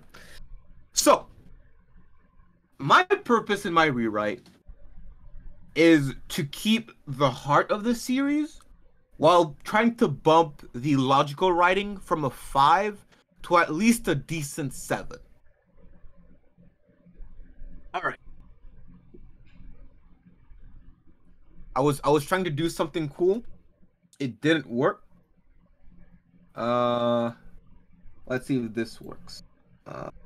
Media source, that source. That news source. So you're saying Kingdom Hearts is a story about friendship and relationships and how coming together is the ultimate, it's good, friendship is good, and you're gonna focus in on that? Yes. Did we just I'm gonna focus in on that. Did we just make our two rewrites two sides of the same coin? Because the Bleach I had was people change and drift apart, and yours is friendship brings people closer together. Is Bleach just opposite? Is Bleach just Dark Kingdom Hearts? I mean, not really, because, like, at least my interpretation of Bleach is that, to protect what you hold dear, you need to fight. Because like, Ichigo is the dude, at the beginning of the series, he didn't like to fight. Like, he's strong, but he didn't give a shit. And that's why people think he's a reaction. Like, a big complaint about Ichigo as a protag is that he's very reactionary. He doesn't do anything until the people he cares about get hurt. But when they do, he goes banana apeshit. He's actually... I was actually going to bring this up. He's a good passive protagonist. Because as soon as he gets that initial hook, he's Fortnite airdropping into Hueco Mundo. And no one's going to stop him. This is kind of what a passive protagonist should be. You know, they're reacting to things that happen to them, but they're going to make a decision and go for it. Yeah. Because, yeah, like I said, that is actually a big complaint about Ichigo's character, that he is passive. He's he's a passive protagonist in a medium that has a lot of active protagonists. Yeah, well, a lot of active characters, yes. Yeah. And because of that, like, a lot of people are like, man, why would Ichigo be my favorite character when there's freaking Iceman with ice dragon powers over here? Which is kind of funny because he's a side character and he was always placing first in every single popularity contest as soon as he got introduced. It's kind of funny to me. Yeah, well, he's so cool. Ichigo without the villains is just a high school drama. Man, High School Musical took a turn as soon as the Hollows showed up. All right, it worked. There we go. All right. Back to Kingdom Hearts, which also, like Kingdom Hearts, takes a side road onto other property stories. Yeah, so I'm gonna put this here. There we go. There we go. I'm gonna lower that a little bit. There we go. Which game had the Pirates of the Caribbean segment? 2 and 3. 2 and 3. Okay.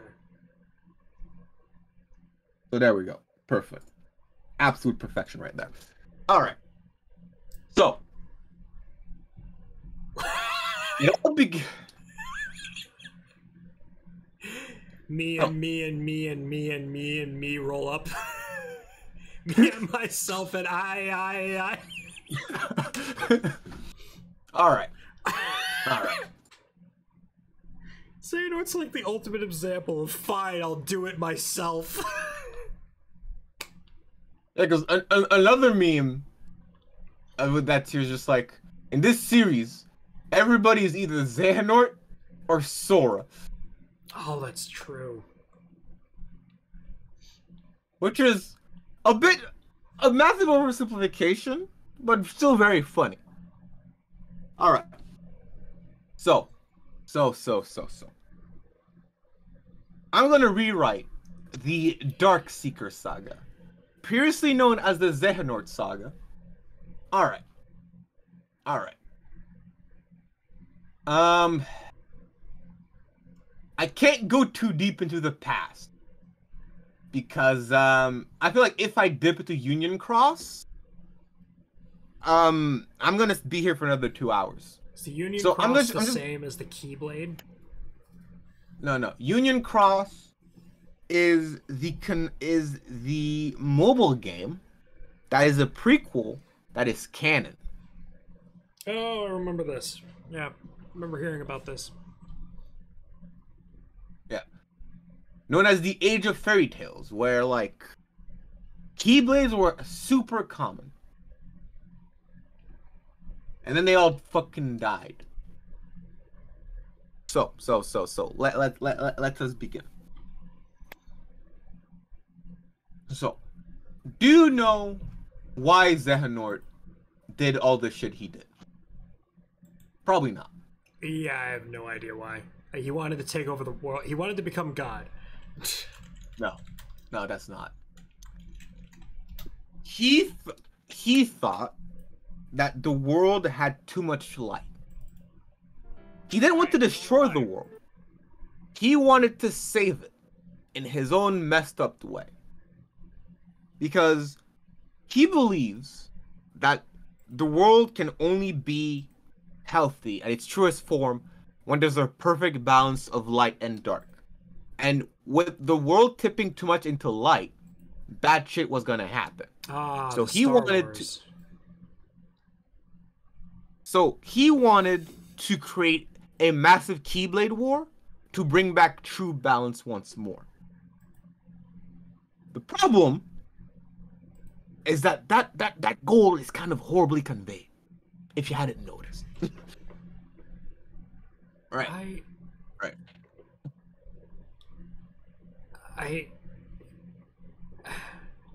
I would hate to live in a universe that needs to be balanced out like that. Like either Star Wars or Kingdom Hearts. It's like, if there is light, Darkness will rise up to meet it, and if there's darkness, light will rise up to meet it. That's Star Wars stuff. Never mind. Nope. Continue on to Kingdom Hearts. Yeah, no. Yeah, no. I mean, you can go on tangents. I mean, it's podcast. You can go ahead. I was gonna say, like, oh my goodness gracious, it's like, because it's like you're always in a world where terrible things are going to happen regardless, just because there are too many good people in the world. So it's like trillions died in Star Wars because Anakin really missed his mom. Like. Yeah. And it's like, I would hate to live in that world, because you're like... I mean, to be fair, we live in a world where millions died because a dude got rejected from art school, so, you know. Well, yes, but that was the exception, not the norm. That doesn't happen every 30 years, you know? Yeah. Because the way I see those kinds of world, it's not that bad stuff is destined to happen, because free will is still a thing, right? It's like, let's say that, yeah, you have a warehouse. Half of the warehouses are filled with like plushies and teddy bears and stuff that makes you feel good, and the other half is filled with guns and grenades and freaking bazookas. As it is legislated by law, there has to be like an equal number of the plushies than that is for the weapons, and there are like 10 people in the room. It's not the warehouse's fault if people start using the guns. They're there. They're perfectly balanced, yes, but at the end of the day, it's up to the people to use them. Yeah, but all I'm saying, it really sucks to be the shelves in that scenario. Fair enough. Who get the bullet holes and the bazooka blasts just because they happen to hold the plushies. And that's what I mean in the Star Wars universe. It kind of sucks being Normal Joe number 3 who gets his planet exploded because Senpai Jedi Master didn't treat Apprentice Master with enough... Apprentice Jedi turned Sith with enough respect. To be fair, I think that's more so bad writing than the fault of the universe, you know? Yeah, well... Salazar, so Walmart. It's like, well... It's a what? Yeah. So... I think... Because... the thing that makes Xehanort a good main villain for the first arc is that he's a dude. Because we were memeing about like me, myself, I, and I, and I. But he literally is the antithesis of Sora. Because he's a dude that he wants to achieve his goals so hard that he only trusts himself to the point that he turns other people into himself to get the job done. And that is like a key part of his character that is not brought to the forefront enough. Because like, yeah, like you have Power of Friendship boy Sora, and you have like the Me gang with Xehanort. So the problem with the rewrite is that I cannot change the chronological order of release. I can change the plot, but I can't change the chronology of the games. And for the most part, I think the only thing I would change about Kingdom Hearts 1 for the sake of this rewrite is that the plot makes it clear that Sora doesn't have the only Keyblade, but that he has a special, unique Keyblade. Because the Kingdom Key is a unique Keyblade. It's like the simplest, purest form of the Keyblade, aside from the Keyblade that we're going to talk about a bit later. That's Keyblade CHI, chat. Yeah. You know what? That's yeah. You know, for for the sake of argument, I'm gonna do what the fan base does. I'm gonna call it the X Blade. Or the Keyblade. Yeah. Yeah. So there are gonna be Keyblades, and the ultimate supreme Keyblade is called the X Blade. We're gonna call it the X Blade for now. So Kingdom Hearts 1 happens basically the same. So boy on the island, like, hey man, I want to see the great wide world someday. And then bad stuff happened, darkness happens. Riku ends up getting kidnapped. Ends up being the bad guy. Big rewrite right then and there. Sora becoming a Heartless. Because that creates some jank later down the road. Because essentially, Nomura wanted an excuse to break Sora's heart so that there would be a time skip between 1 and 2. I can't exactly change that. But the problem is that that's where the everybody being Sora meme comes from. Because upon Sora becoming human again, he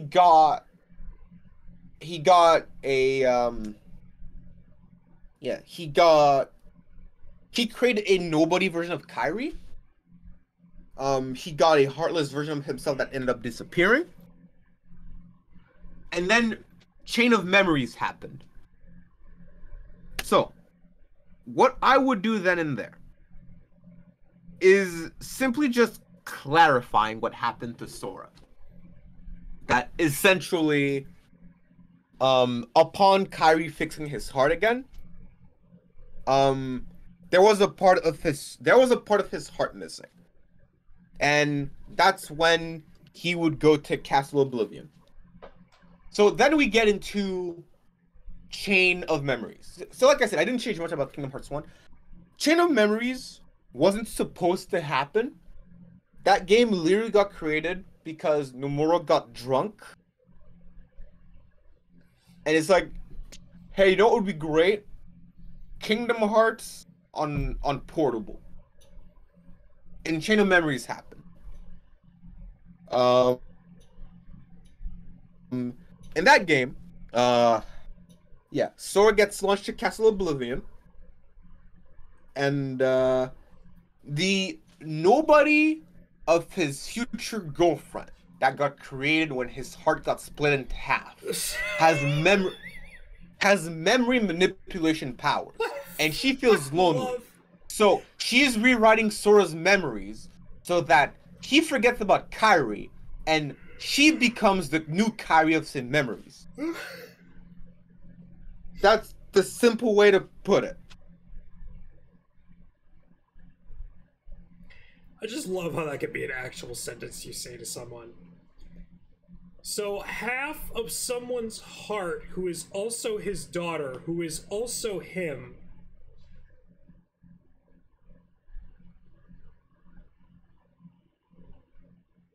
No, he was drunk in both, Griffey. He was drunk during both.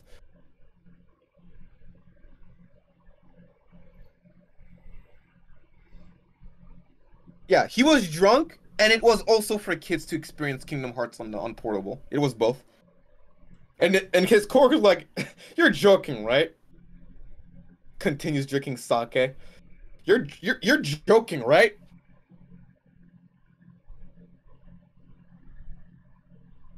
Man, Nomura seems like such a lad.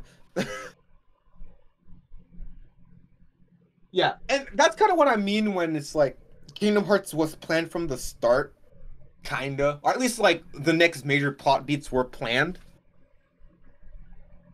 It's just, yeah, because Kingdom Hearts makes sense when you're in it, but from the outside looking in, you're like, what the fuck is going on? All right, so, something.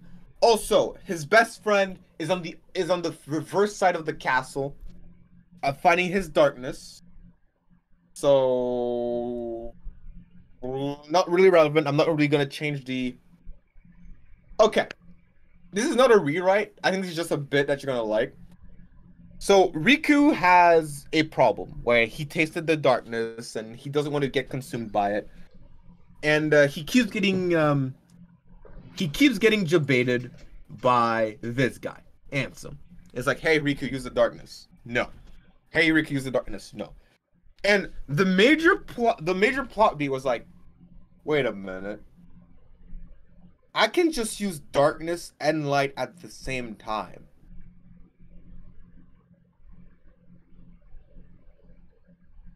Galaxy brain moment. Power. Oh. Serious makes my brain hurt. See what I mean when I'm saying like this is like emotional and spectral writing cranked to like 10, but like logical writing is at 5. Yeah. I would say less than that, but I don't know. Because like it's not illogical, it's just kind of goofy and dumb. Yeah, but I think what also makes it a 5 is it's playing it straight. It's, you know what I mean? It's like, this is a very serious moment and a very serious time. I'm fine with stuff like this when it's played off as a joke. Like, this shit is ridiculous. Yeah, we're ridiculous, but you know what? Boom. Yeah. You know what I mean? Because Kingdom Hearts is a series that definitely has goofy moments, but they rarely have those goofy moments when it's a big moment for a titular character. So it's like they're gonna have like some dumb goofy moments, but when it's like an important moment that defines a character, they're gonna play it straight. Kind of like that's the Final Fantasy bit coming in. Mm-hmm. Yeah, so that happens. Sora ends up dead ass killing like 4 organization members. He kills them? Yes. I know, actually no. He knocks them out. Axel is the one that comes in later to kill him. Oh, okay. Correction. Sorry about that. Yeah. Axel is just like, no, fuckers. You tried to plan a coup. Fuck you. Which one's Axel? Which one Axel is Axel? The red. No, he's not a Xehanort. Axel is let me get him for you. Axel.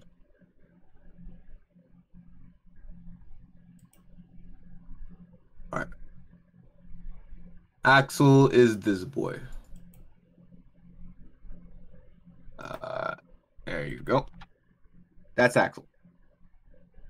Oh, the angsty one that people really like. Okay. I mean, he's not that angsty. Is he angsty enough? I mean, he's more like the super chill big brother that will actually murder someone for you. He's more that guy. Angsties. Yeah, no, he's like the older brother. So he's like Itachi, but Kinda. Not really. Yeah, he's like Itachi if he wasn't hate me. It's more like, you hurt my best friend, I'm going to absolutely wreck your shit.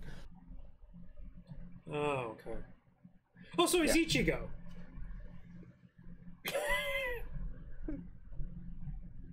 Yeah. He's Itachi Ichigo, yeah. That's a good way of putting it. Itachi Ichigo. Oh no. Mom, I mean, he's strong. Pick me up, I'm scared. I mean, look, he's always in Bankai. Look at his jacket. Oh, damn it. There we go. Who knew Kingdom Hearts was also part of the Bleach universe? Damn. Yeah. So, Itachi yeah, go. Oh, we got it, boys. We got it. Itachi. Yeah. So Sora ends up meeting up with the nobody version of his crush that was created from his split heart. And he's like, okay, fam, I get it. You rewrote my memories, and I know they're fake, but the emotions were there. So I can't be mad at you. But I want my memories back, please. And she's like, you're forgiving me just like that? I mean, sure, you ruined my memories, and you almost made me forget my best friends, but I didn't sense any malice in it. You're just really lonely. So here's what it is. Give me my memories back, and I promise that I won't forget you, and that we'll find a way to be friends. And Sora's put in stasis for a year to fix his heart. But while his heart was getting fixed, Sora's heart created a nobody. And that's where Roxas comes in. So, for reference, we have 3 Soras so far. So, yeah, Roxas is Sora's nobody. He becomes friend with Axel. And then there's this new girl, Shion, that shows up. Something happens. They become friends. They eat a lot of ice cream. And there's a plot twist that Shion is also a Sora, but she's created from Sora's memories of Kairi. So we have 4 Soras. Yeah. So, and like you notice like the subtle rewrites, like the emotion is still there. It's just streamlining the package and like removing a bunch of the fluff. Yeah, like I said, I think I said earlier that Kingdom Hearts seems like a series that's just a pile of spaghetti, and someone needs to come along and just straighten it all out. Yeah. And this is where the wacky shit begins to sip in. Because this is the part where I'm actually going to do some moderate rewrites. Okay.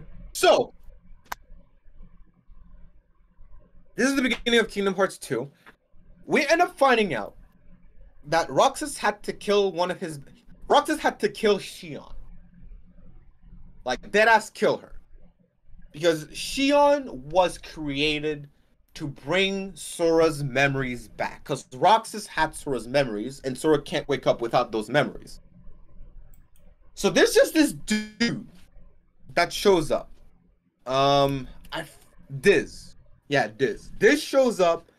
He takes Roxas by the neck, and he just dunks Roxas in a virtual reality where he forgets everything to ease him into being absorbed by Sora. And I think just by that sentence, you can understand why I'm saying this is the part where things get kind of nutty. Okay. Yeah. So, Lee, that was Roxas' best friend, shows up in the virtual reality to kick Roxas' ass. Suck him out of the virtual reality so that they can become friends again. But because Roxas forgot about it, he's like, who are you? And it pisses Lee off, and he's like, alright, if you don't remember, I'm gonna fucking nuke you. And then stuff happens. Roxas has to fight for his life, and is like, alright. I guess I'll die. I'm gonna be reabsorbed by Sora. Then Sora wakes up, Kingdom Hearts 2 happens. And then you realize that Riku gained the power of the Heartless. I mean, not really, but TLDR, he has the power to look like Ansem. Yeah, Kingdom Hearts 2 mostly stays the same. because Birth by Sleep takes place 10 years before Kingdom Hearts 1. And there's Ventus, Aqua, and Terra. With those motherfuckers. Ventus was the first disciple of Xehanort. That he wanted to use his body and his heart as a conduit to create the X-Blade. Because he wanted to create the Great Keyblade War 2nd edition. But he realized that Ventus was too much of a good boy for that to work. So he just took a scalpel and just cut Ventus's heart in half. So there's Ventus, that's just pure good boy. And then there's Vanitas, the darkness of Ventus's soul. And he was like, alright, since I perfectly cut your heart in half, that's a perfect 50-50 of Lord and Darkness. When you two are gonna fight each other, that's gonna create the energy necessary to generate the X-Blade. But he doesn't say that to anybody. Then there's Aqua. I was gonna make a joke about her being bland, but whatever. And then there's Terra. I was expecting you to say, and then there's Aqua. And then there's Terra. I see Aqua as the resident Sakura. I mean, she's a lot more useful than Sakura. Not a Pancake did an amazing video about the problem with her character. Is that she's the passive, silent mama bear. She loves her friends. She wants to protect them, but she's very soft-spoken. So because of that, she can come off as kind of bland, despite kind of having a personality. You know the archetype? Yeah, well, I mean, stoic is a personality. Yeah. That's how I describe it to people. It's like, well, they don't ever say anything or do anything, and they don't say much. I'm like, yeah, stoicism is a character trait people have. I've met people who are like that. I mean... yeah. So, Xehanort really likes Terra. I mean, he really likes Terra. Is like something. And everything changed when the Fire Nation attacked. Yeah. Because the problem with Birth by Sleep is that it's about the relationship between those three characters, Ventus, Aqua, and Terra, but they don't really do a good job illustrating their friendship. And because of that, their friendship, which is like the emotional backbone of the game, can come off as rather shoved in. So what I would just do with Kingdom Hearts Birth by Sleep is just improve the dialogue and give them a lot more scenes together, just chilling out. Because some arguments I've seen when researching for this podcast is that some people are like, hey, but that's kind of the point. I mean, they're literal child soldiers. I mean, they wouldn't really understand how like proper friendship would work. And I kind of like that angle. Just they're friends because they've never really met anybody else, but throughout the game is when they're like, no, I actually care about those dudes, not just learning that friendship is not just a word, it's a commitment. So I would rewrite the game in a way that, like, after they go through Disney World and everything, they begin to actually miss each other. Not just, where are my friends? I need to go find my friends. It's like, no. Actually, wait a minute. Me and Ventus used to do that together. Man, those were the days. I wonder what he's doing. Because that actual plotline just kind of comes off as, oh no, Terra's gone missing. Go after Terra. Ventus goes after Terra. Aqua notices that Ventus is gone. Oh shit, I need to go after Ventus. That's going after Terra. So it just becomes like a wild goose chase of going after the dude who went missing, and then after going after the dude who went missing after the dude that went missing.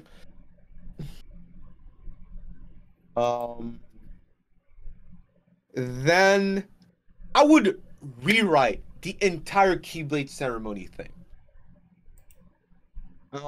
Because that was the part in the plot line that very much so trivialized the Keyblade. Because before then, the Keyblade was seen as something with sentience, something that chose its wielder. So you couldn't just walk up and pick up a Keyblade. The Keyblade had to choose you.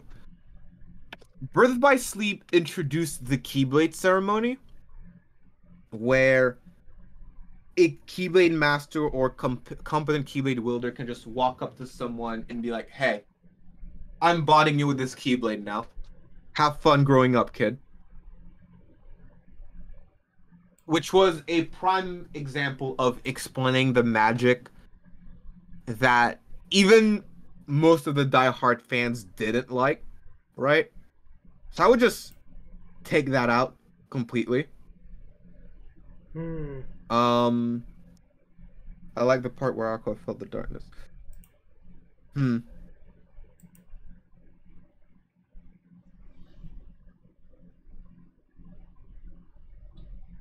Yeah.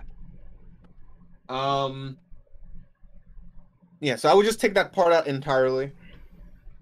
Oh my gosh. And instead of having a Keyblade... I forgot Sephiroth was in Kingdom Hearts 1. Yeah. Yeah.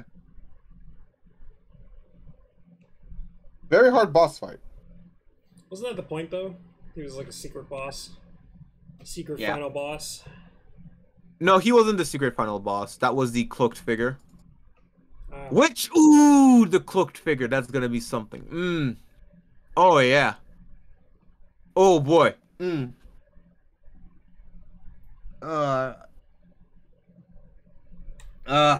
Yeah, so, yeah, because there was a section of the game where Aqua, Terra, and Ventus went to Destiny Island and met Riku, Sora, and Karia's kids.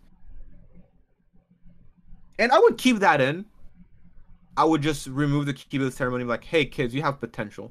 Maybe you'll go places somewhere. Not just... Basically, I want to make the Keyblade special again. Not just make it a bargain sale of, like, hey, kid, there, you're bonded to a Keyblade. Have fun. Bye. I see. Okay. Then the ending I would keep mostly the same, because so it turns out the reveal was that Xehanort was grooming Terra to basically become his vessel. So he becomes Terranort, as we call him. Oh my gosh. Of course. Yes. So that's that is 4 out of 5 Xehanorts explained. Yeah. And so Terra was just like, no, dude, if you want my body, you're gonna have to fight for it. She decks Terranort. Terranort develops amnesia and falls to the darkness. Aqua be like, hey, could you not be possessed, please? And she's like, no, I like being possessed. On the other side, Ventus and Vanitas are fighting. The X-Blade got created. And it's like, ha, I got the X-Blade. Ventus is like, no, stop it. It's like, ha, the only idiot. The X-Blade is literally made out of your heart. The only way to destroy it would be destroying your heart. Just be like, I'm gonna pull what's called a big brain move. And he basically commits heart seppuku. Of course he does. But that doesn't kill him, right? Because... yeah, it puts him in a coma. Because... and at least this suit does a decent way explaining that, like, you can live without a heart. just by the existence of nobodies and heartless and everything. Because It's this just is a that, metaphysical heart, not like yeah, your blood pumping heart. yeah. But like, for all intents and purposes, doing that basically turned him into a vegetable.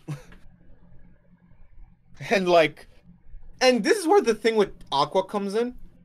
She's a stoic mama bear. Her younger adopted sibling committed heart seppuku and is in a coma, and her older sibling kind of just got possessed and is like laughing in darkness in the corner over there. So basically, her non-character trait of only caring about her people actually becomes her main character trait, and that's when her character gets good. I would keep that the same.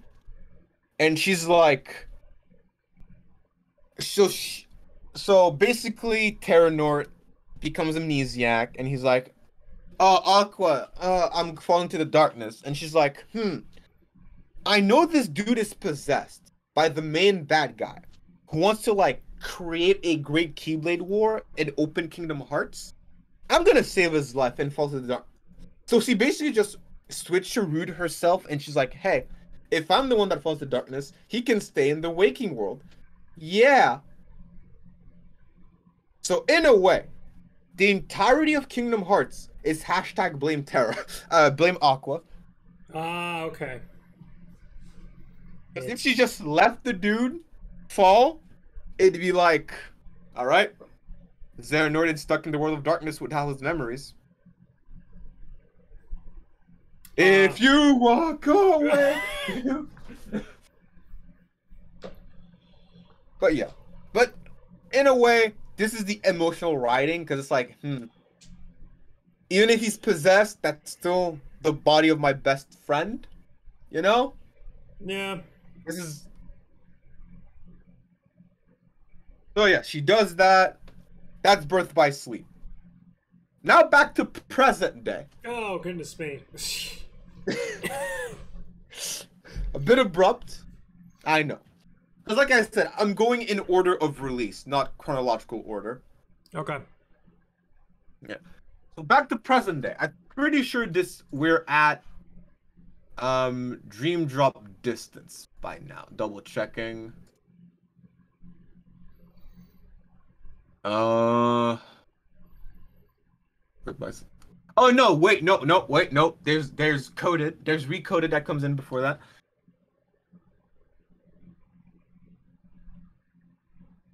So this is the second game that happened because Nomura got drunk.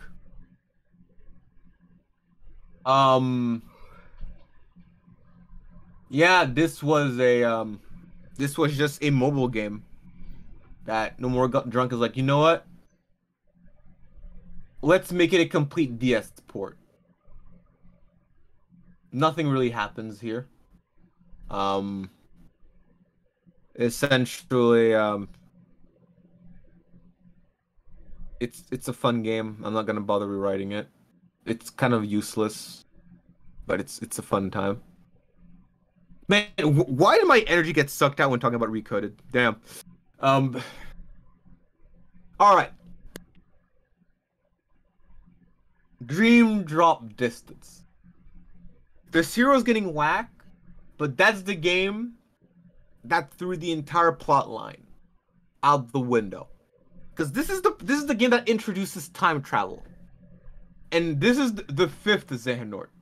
Because the fifth Xehanort is just Xehanort from the past that learned time travel. And Xehanort was just like, you know what? I need 13 darknesses. You've killed my organization. I'm just gonna turn you into Xehanort, Sora. Point blank, deleting the time travel completely. I'm removing that shit. This is dead. This is gone.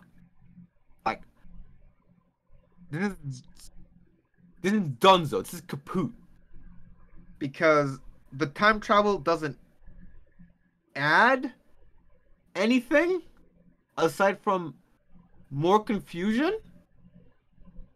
Because this isn't multiverse theory, but this isn't grandfather paradox. This is just a duplicate copy of past Xehanort that knows how to time travel. So even if you kill him, he doesn't disappear from the timeline. It's just like the worst kind of time travel. Uh, and then the Mark of Mastery exam. I won't really change much of that because that game was also just a big convoluted way to justify Sora losing most of his powers for Kingdom Hearts 3. That's just Oh, I see. yeah. So as a Metroid fan, you probably know the symptoms. Well, you know, it's a Metroidvania game, so kind of can't. Yeah. Yeah. Yeah. So overall, very fun game. I think just removing the time travel and streamlining the Xehanort wants Sora to possess him, make him the 13th Xehanort, makes it way simpler. Yeah. That unspaghetti's the plot. Yeah. But also that kind of destroys the hooded figure, because the hooded figure, who was the hidden secret boss ever since Kingdom Hearts 1, that was time traveling Xehanort. That was, yeah. So this is a problem. Like, that madman either has mad retcon skills or he has like the biggest giga brain in the history of like Square Enix. So I'm not exactly sure how I would handle the hooded figure. Like, but we're gonna put an asterisk on that. Would you play the light, darkness, and friendship straight, or would you kind of make fun of it in a way? You know what I mean? Yeah. I think because this is the weird part about Kingdom Hearts, because it's Final Fantasy and it's Disney, and because it's technically half Disney, the Disney part would definitely have to play it straight for the most part, right? I think something I would definitely add would potentially be a fourth companion to Sora, because Sora's traveling with Donald and Goofy, but especially in the later games, there's a crippling lack of Final Fantasy representation. So, because Nomura likes to jack off to Final Fantasy VII this much, I would probably add Cloud as like a companion. And when the friendship bullshit is going on, there's just Cloud being like, okay, that's all well and nice though, but I got a Buster Sword and I'm gonna use it.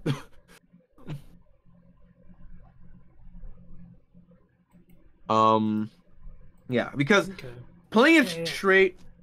I was saying, yeah.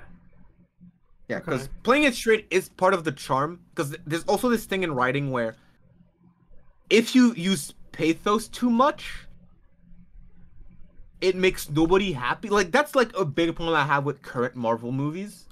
Like, haha, you're making fun of how nonsensical this is, but like, if you do it too much, it just pays attention to how cheap your plot is. It just sucks people out of the experience, and it just robs the characters of like actual deep emotional moments. So I would definitely like adding more Final Fantasy to like counterbalance the corniness, but I wouldn't overdo it, right? Yeah, I think you definitely need to find a balance, because there was a comedian, I'm sure you know of him. His name was It's either Mike Myers or Michael Myers, because one is the stabbing serial killer and the other one is Michael Myers. He made his whole comedy career, about making fun of the fact that he wasn't being funny. And it worked for a while, until people realized that he was never funny. And then his career went kaboom. Yeah. So I think you can have moments where you play it kind of, you make fun of it, but if you do it too much, it's, you know, ridiculous. Yeah.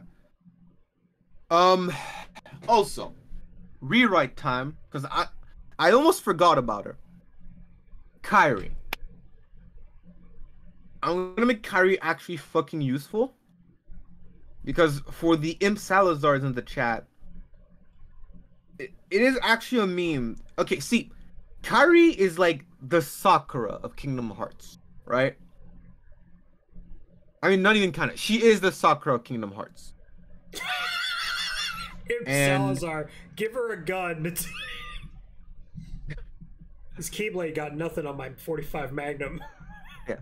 Yeah. And when it got revealed at the end of Kingdom Hearts 2 that she was able to wield the Keyblade, people got excited. So I'm gonna do stuff with that in Kingdom Hearts 3. Because that's another thing I noticed with writing, is that when there's a character that doesn't do anything for a while, if you give them something to do too quick, it kind of takes away the catharsis, the payoff, right? Yeah. Like, because, like, let's say you have a character that doesn't do anything for 2 seasons. If he turns into a badass at season 3, him turning to a badass is more rewarding than if he was a badass in season 1. If you see the growth, yes. Yes. So, yeah. So I'm gonna have, like, actually have her train in the background instead of just having her just get kidnapped. Gets kidnapped again. Then there's just time skip with her training in the background. No, she'd be like... There would just be, like, snippets of times where she's like... There's just a random key emerging from her hands, and she starts swinging it, and she starts practicing, and stuff like that. Because of Birth by Sleep, we know that she has potential because of the rewrite now. So it wouldn't just come out of left field. And then I guess the ending of Dream Drop Distance would be mostly the same. Sora gets almost Norded. He loses his powers so that he's nerfed for Kingdom Hearts 3. But I would still give him the Mark of Mastery, because him not getting it was complete bullshit. Because, I mean, the dude saved the... He didn't save the... He saved the multiverse twice. And in the words of Yan Sid, the ceremony was a formality, and he still fucking failed him because he almost got possessed. Like, that's some Grady bullshit. Yeah. Yeah, that's like... And synthesizing this plot is exhausting. It's the #1 problem with this series, so...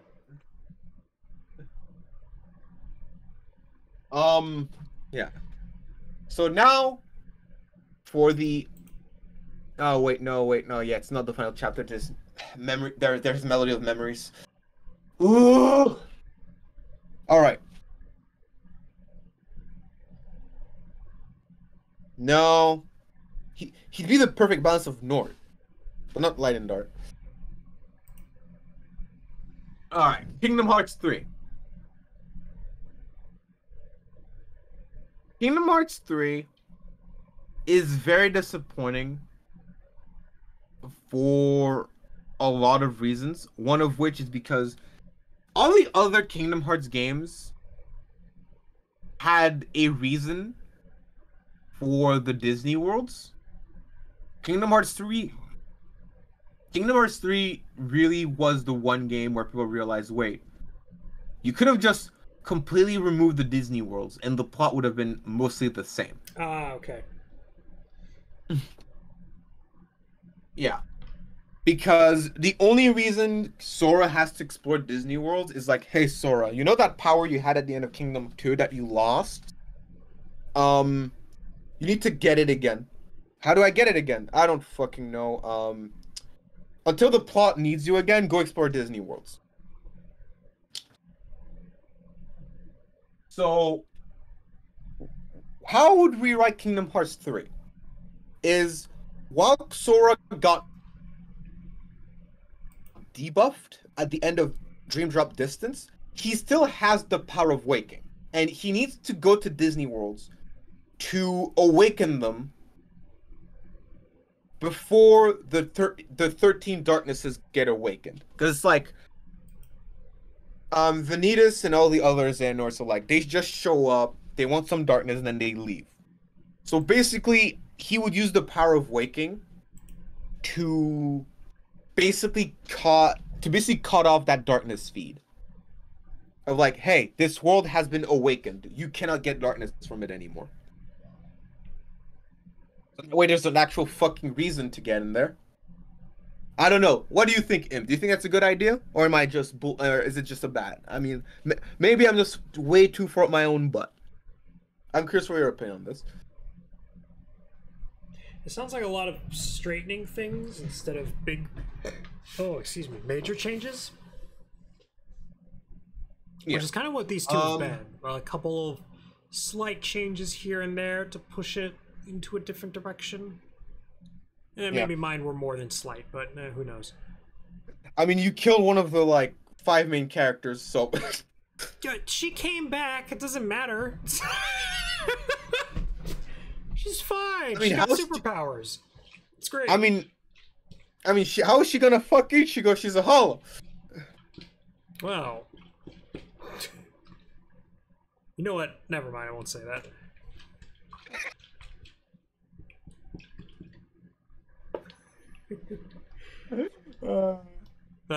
Yeah.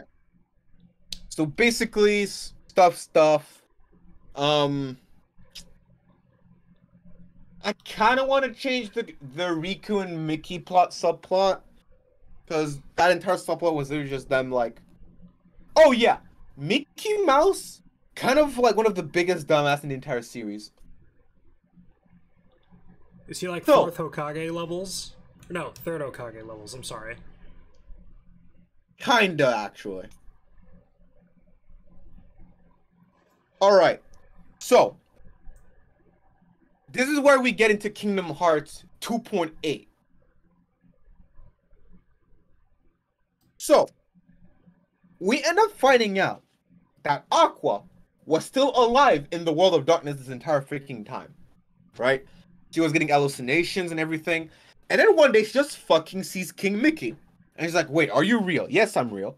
Why are you here? Okay, so you see, there's this dude named Sora that's on the other side. And he's going to open Kingdom Hearts.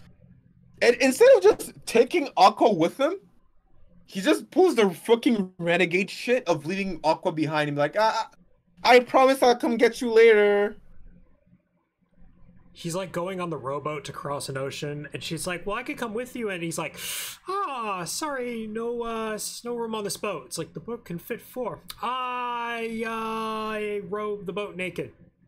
But I could come with, bye. Yeah. So, there are 2 ways I could handle that retcon. Either one, I give her a reason why she cannot go with Mickey, like, they're being assaulted by Heartless, and she's like, King Mickey, you need to go ahead. Aqua, no, you must come. No, I must stay here. You're more important. I could either go that route, or I go the route of King Mickey just freaking yanks Aqua, brings her back, and that changes a few things. But for the sake of Kingdom Hearts 3, I think I'm going to go with the former. So that way... Because in the games, she stayed... In the real world, she stayed in the World of Darkness for like 10 to 11 years. But because of like time distortion and everything, she hasn't aged any. So I would basically rewrite that entire section not as just a cutscene, but like an actual dungeon that Riku and Mickey need to go through. Easy retcon, Aqua and King Mickey just don't meet. The Realm of Darkness is Night Infinite. Well, while I could do that, I feel like they should meet because for Aqua, that is a moment of hope, right? That is a moment of hope of like he'll come back before like the darkness just crushes her, right? And I think that's more interesting than just having them never meet. Hmm. Yeah. Because also by the time they meet again after the rescue mission, they're like, Mickey, you lied to me. No, Aqua, I did my best and everything. Do you know how long I've waited here? So basically, like, there would be actual emotional tension because, like, from her perspective, Mickey liked her. He never came back. Like, he's there now, but he made her wait a lot longer. But from Mickey's perspective, he did his best. He's losing one of his old friends in front of him. So that would make the boss fight even more thematically emotional.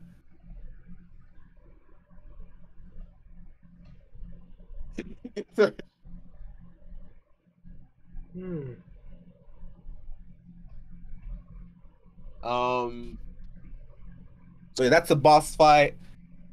They end up getting their ass kicked because like Aqua became like a vessel for the world of darkness.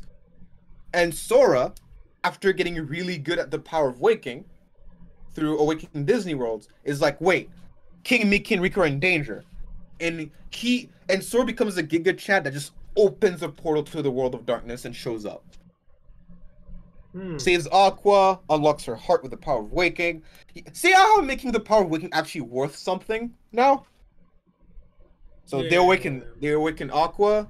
It's like, oh shit, I'm really sorry. The world of darkness did a number on me. Like, it's okay, friendship, ha ha ha. Hey, there's this dude named Ventus that could really use that power of yours.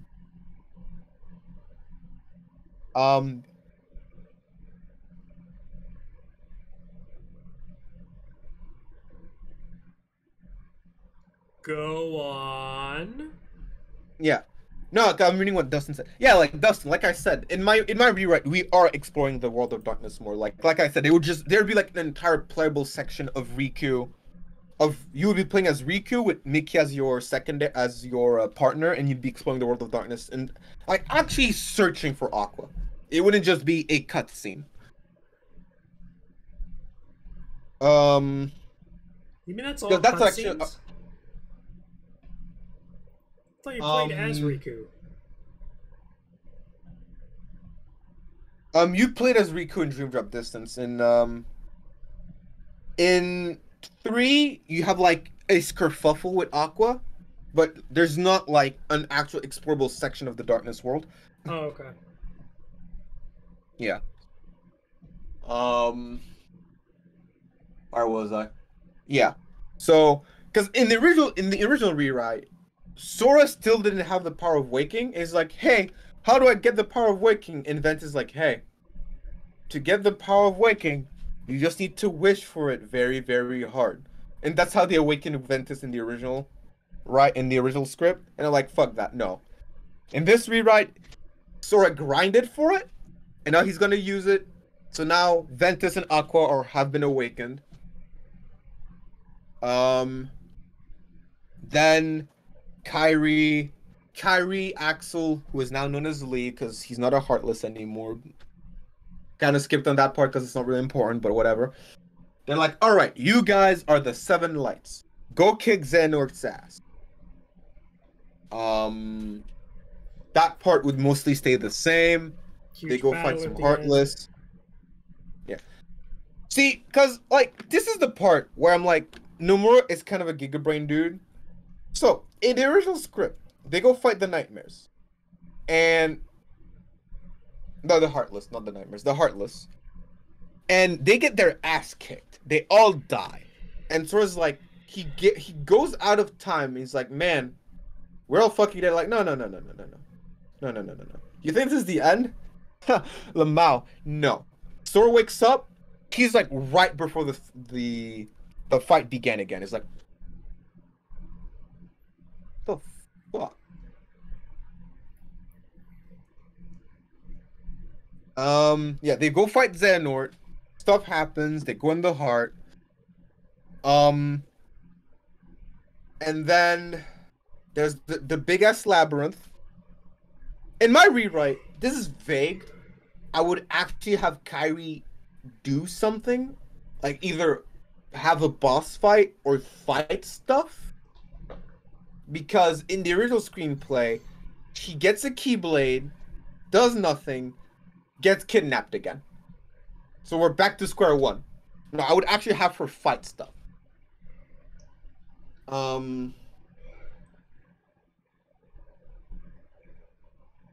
And this is where I'm a bit stomped, because in the original screenplay, he sacrificed Kairi to become the final piece for recreating the X-Blade.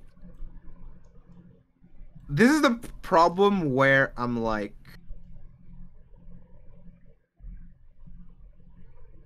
on the light team, she was probably the best choice to sacrifice. But having it be the girl that always gets sacrificed doesn't hit right. See what I mean? Yeah. I can't imagine you get out to the end. It's like one of us has to be sacrificed, and everyone's like, all right, draw straws, everyone. One of them's the shortest. Kairi, it's you. And she's like, God damn it. Walks over like, fine. Not happy about it. Oh, Dustin, I'm gonna get into that. I'm gonna get into that. Where was I? So I would probably change that. Instead, I would have Xehanort sacrifice himself. Like, he somehow managed to create like an artificial heart of light, and that's what he crushes. Okay.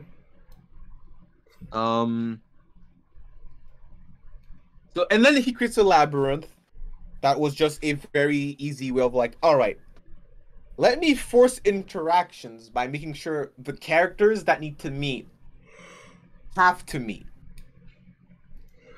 I would probably keep that the same, just make it a lot less tedious and make it more visual interesting. That's less rewrite, that's more like visual design. Yeah, I mean, a maze that forces people to have confrontations because they're getting lost and trying to get through it. That's kind of clever. I'd keep that in. Yeah. And now it's time to introduce an important plot point that I've been avoiding on purpose: replicas. So, replicas are like puppet bodies that can house a heart or a nobody. That's the simplest I can put it. So basically, it's like a nobody cannot exist at the same time as their full host, but with a replica, you're like, hey, this is like a puppet body that you can possess. You can live in this.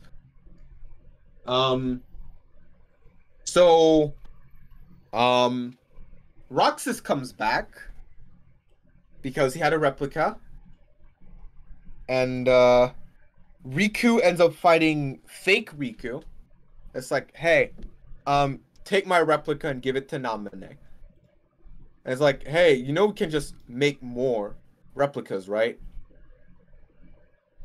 Fake Riku dies. That was kind of funny, even though it shouldn't have.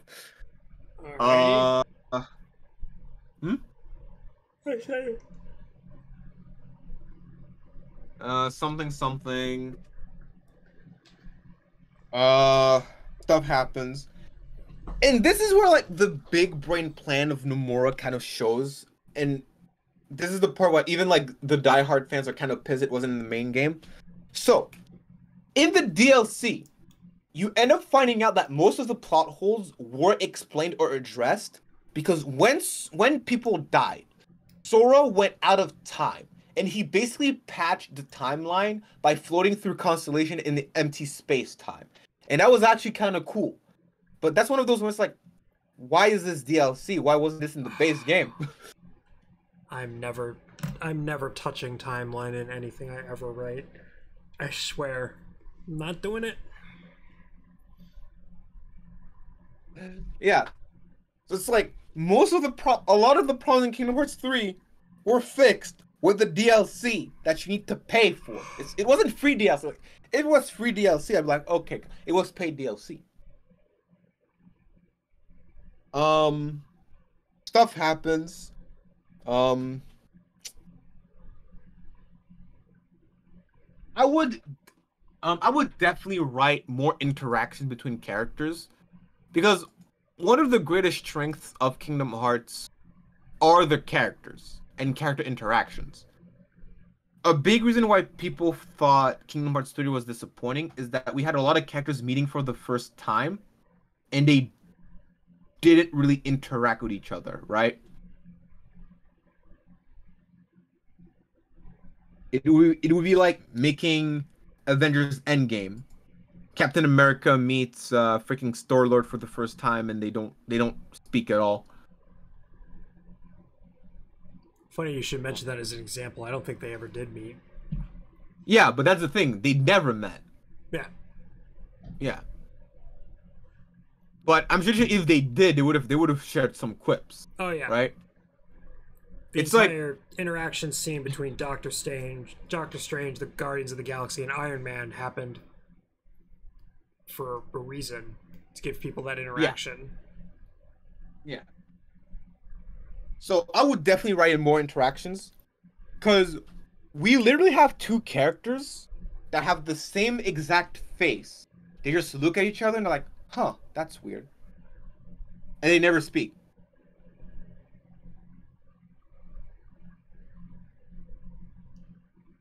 Yeah, because actually, I'm imagine this 1,000 words. So, all right. So, this is Ventus.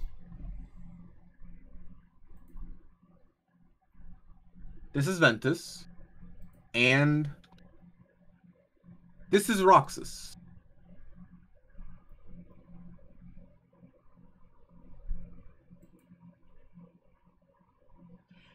Yeah, I did. Yeah. Yeah, no, like these dudes just look at each other and they never talk. Man.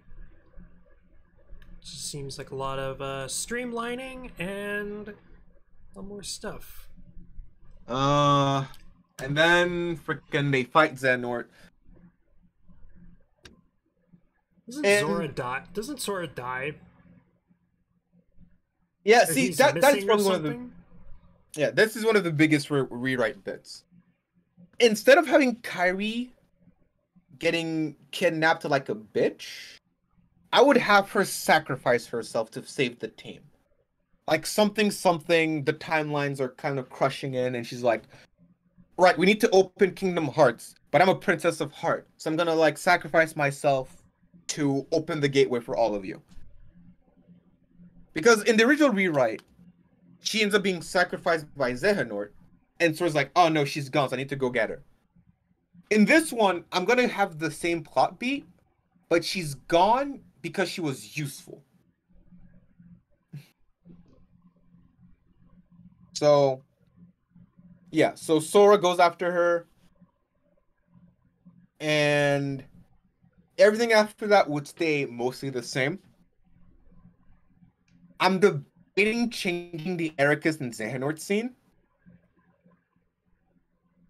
because yeah, that's the moment where you realize that, like, wait, you mean Xehanort was not the bad, he was the antagonist, but he was a misguided good guy, and a lot of people call bullshit on that. Yeah. So I would rewrite that scene where he tried to do good, but instead of having a pity party, he's like, I did what I had to do. Essentially, his plan to achieve balance wasn't actually to release darkness. He wanted to create warriors that were strong enough to bring the balance back themselves. Basically, he wanted to become the big bad to force people to step up and correct stuff. Basically building the next generation for himself. Yeah. Basically recontextualizing the very well done dialogue. It's not just I wanted to release darkness and it didn't work. It's just like, no, I know what I did was fucked up, but somebody had to do it. And that would be when Ericus shows up like, hey Zen, or you always tried to do everything by yourself, you fucking idiot. Like, that was a character flaw since we were kids. You should trust people more. And you're like, you know what? Maybe I should have. And I'm leaving the fiction world. And yeah. This is my synthesized rewrite of Kingdom Hearts. That holy shit, that's been an hour and 15 minutes. Yep. What do you think, chat? Did I stream like Kingdom Hearts enough? Did I change some good bits? We're gonna have to talk about twist villains at some point. Oh yeah. What do you think, chat? Do you like my rewrite? Like I said, I didn't want to change character motivations too much. Because, like, again, emotion writing has its place. I just wanted to bump the logic from, like, a 5 to at least, like, a 7 or an 8. Because, yay, I did good. Yep. Also, very important detail. Don't release important plot beats as DLC. Because that makes you a scumbag. We're gonna have to do an episode on twist villains at some point, I think, or just either genres or story beats or anything else like that as we go forward. I have a couple of topic ideas for the future, but that's what we wanted to cover today. Rewrite of Bleach, rewrite of Kingdom Hearts. What do you think? Let us know in various different places. But Thwill, I have a question for you. Yes. Oh, do tell. Do you want to cover a trope next time? Or do you want to do like a writing exercise? I think tropes might be good. Trope? Yeah, trope sounds good. Part of me wants to start on protagonist, but I think, do we want to save twist villains for later? I mean, I don't think there's any particular order we need to do those in. If you're feeling the mood for twist villain, I feel we could go for it. We could do either, or do we do something spooky for? Nah, because Halloween already passed. We can do either. I don't know. We can play it by ear. If we have a lot to say about protagonists, we won't do anything with twisted villains. But if we do twist villains and have a lot to say, we won't do protagonists. So next time we're gonna do a trope. Nope, can't call it trope talk. It's already a thing. We're gonna do a talking of tropes. Discussion and digression. Do we call? What if we called our podcast "Talking of Tropes"? In parentheses, we ripped off a more successful series. No.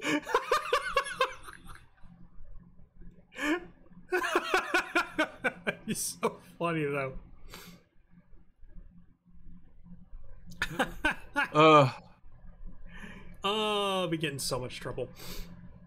See, I think what we should do at some point is we just both get wasted on mic and we call our podcast Aggression and Digression.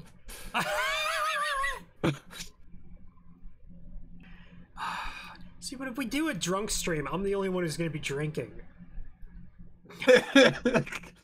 See, you're the aggression, I'll be the digression. Yeah, but I mellow out when I drink. I don't get so angry. you're a mellow drunk. Yeah. Oh, you're a mellow drunk. Yeah. I'm a jolly drunk apparently. We tried to discuss Avatar: The Last Airbender when I was mellowed out. Do you remember that? Yeah. I couldn't focus on anything. I love Avatar: The Last Airbender because that entire series is a perfect example of like an amazing series and a lackluster series in the same continuity. I don't think we can ever talk about Avatar: The Last Airbender. Because, like, what are we gonna say? Are we gonna sit here for 3 hours and say how good it is? Like, everyone knows. And I can bash core for 3 hours. Well, yeah, we could, but I don't know. It's like how we don't want to cover the Star Wars sequel trilogy, because, like, what are we gonna say that hasn't been said? You know?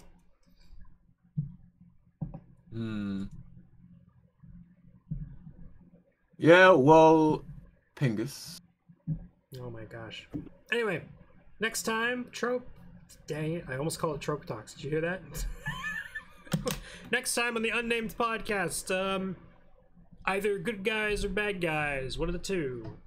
We'll see you all later. You have a good day. This is a threat. You better have a good day, or boy, I'm coming for you. We call our podcast literary landmine. Literary landmine? Oh, dude, that's kind of good. I like that. Oh, I was half joking. No, I kind of like that. Literary Only the spiciest landmine. steaks. Oh, I kind of like that though. Oh, you like it? Yeah, kind of. I don't know where the All landmine right. comes in, but the hottest explosive I takes, know. the baits. Yeah, I mean, we're definitely gonna piss someone off at some point. Oh, I mean, yeah, we're sharing our opinions. Of course, we're gonna piss someone off. I can't wait to be canceled. Great. Oh, who knows? Bye, everyone.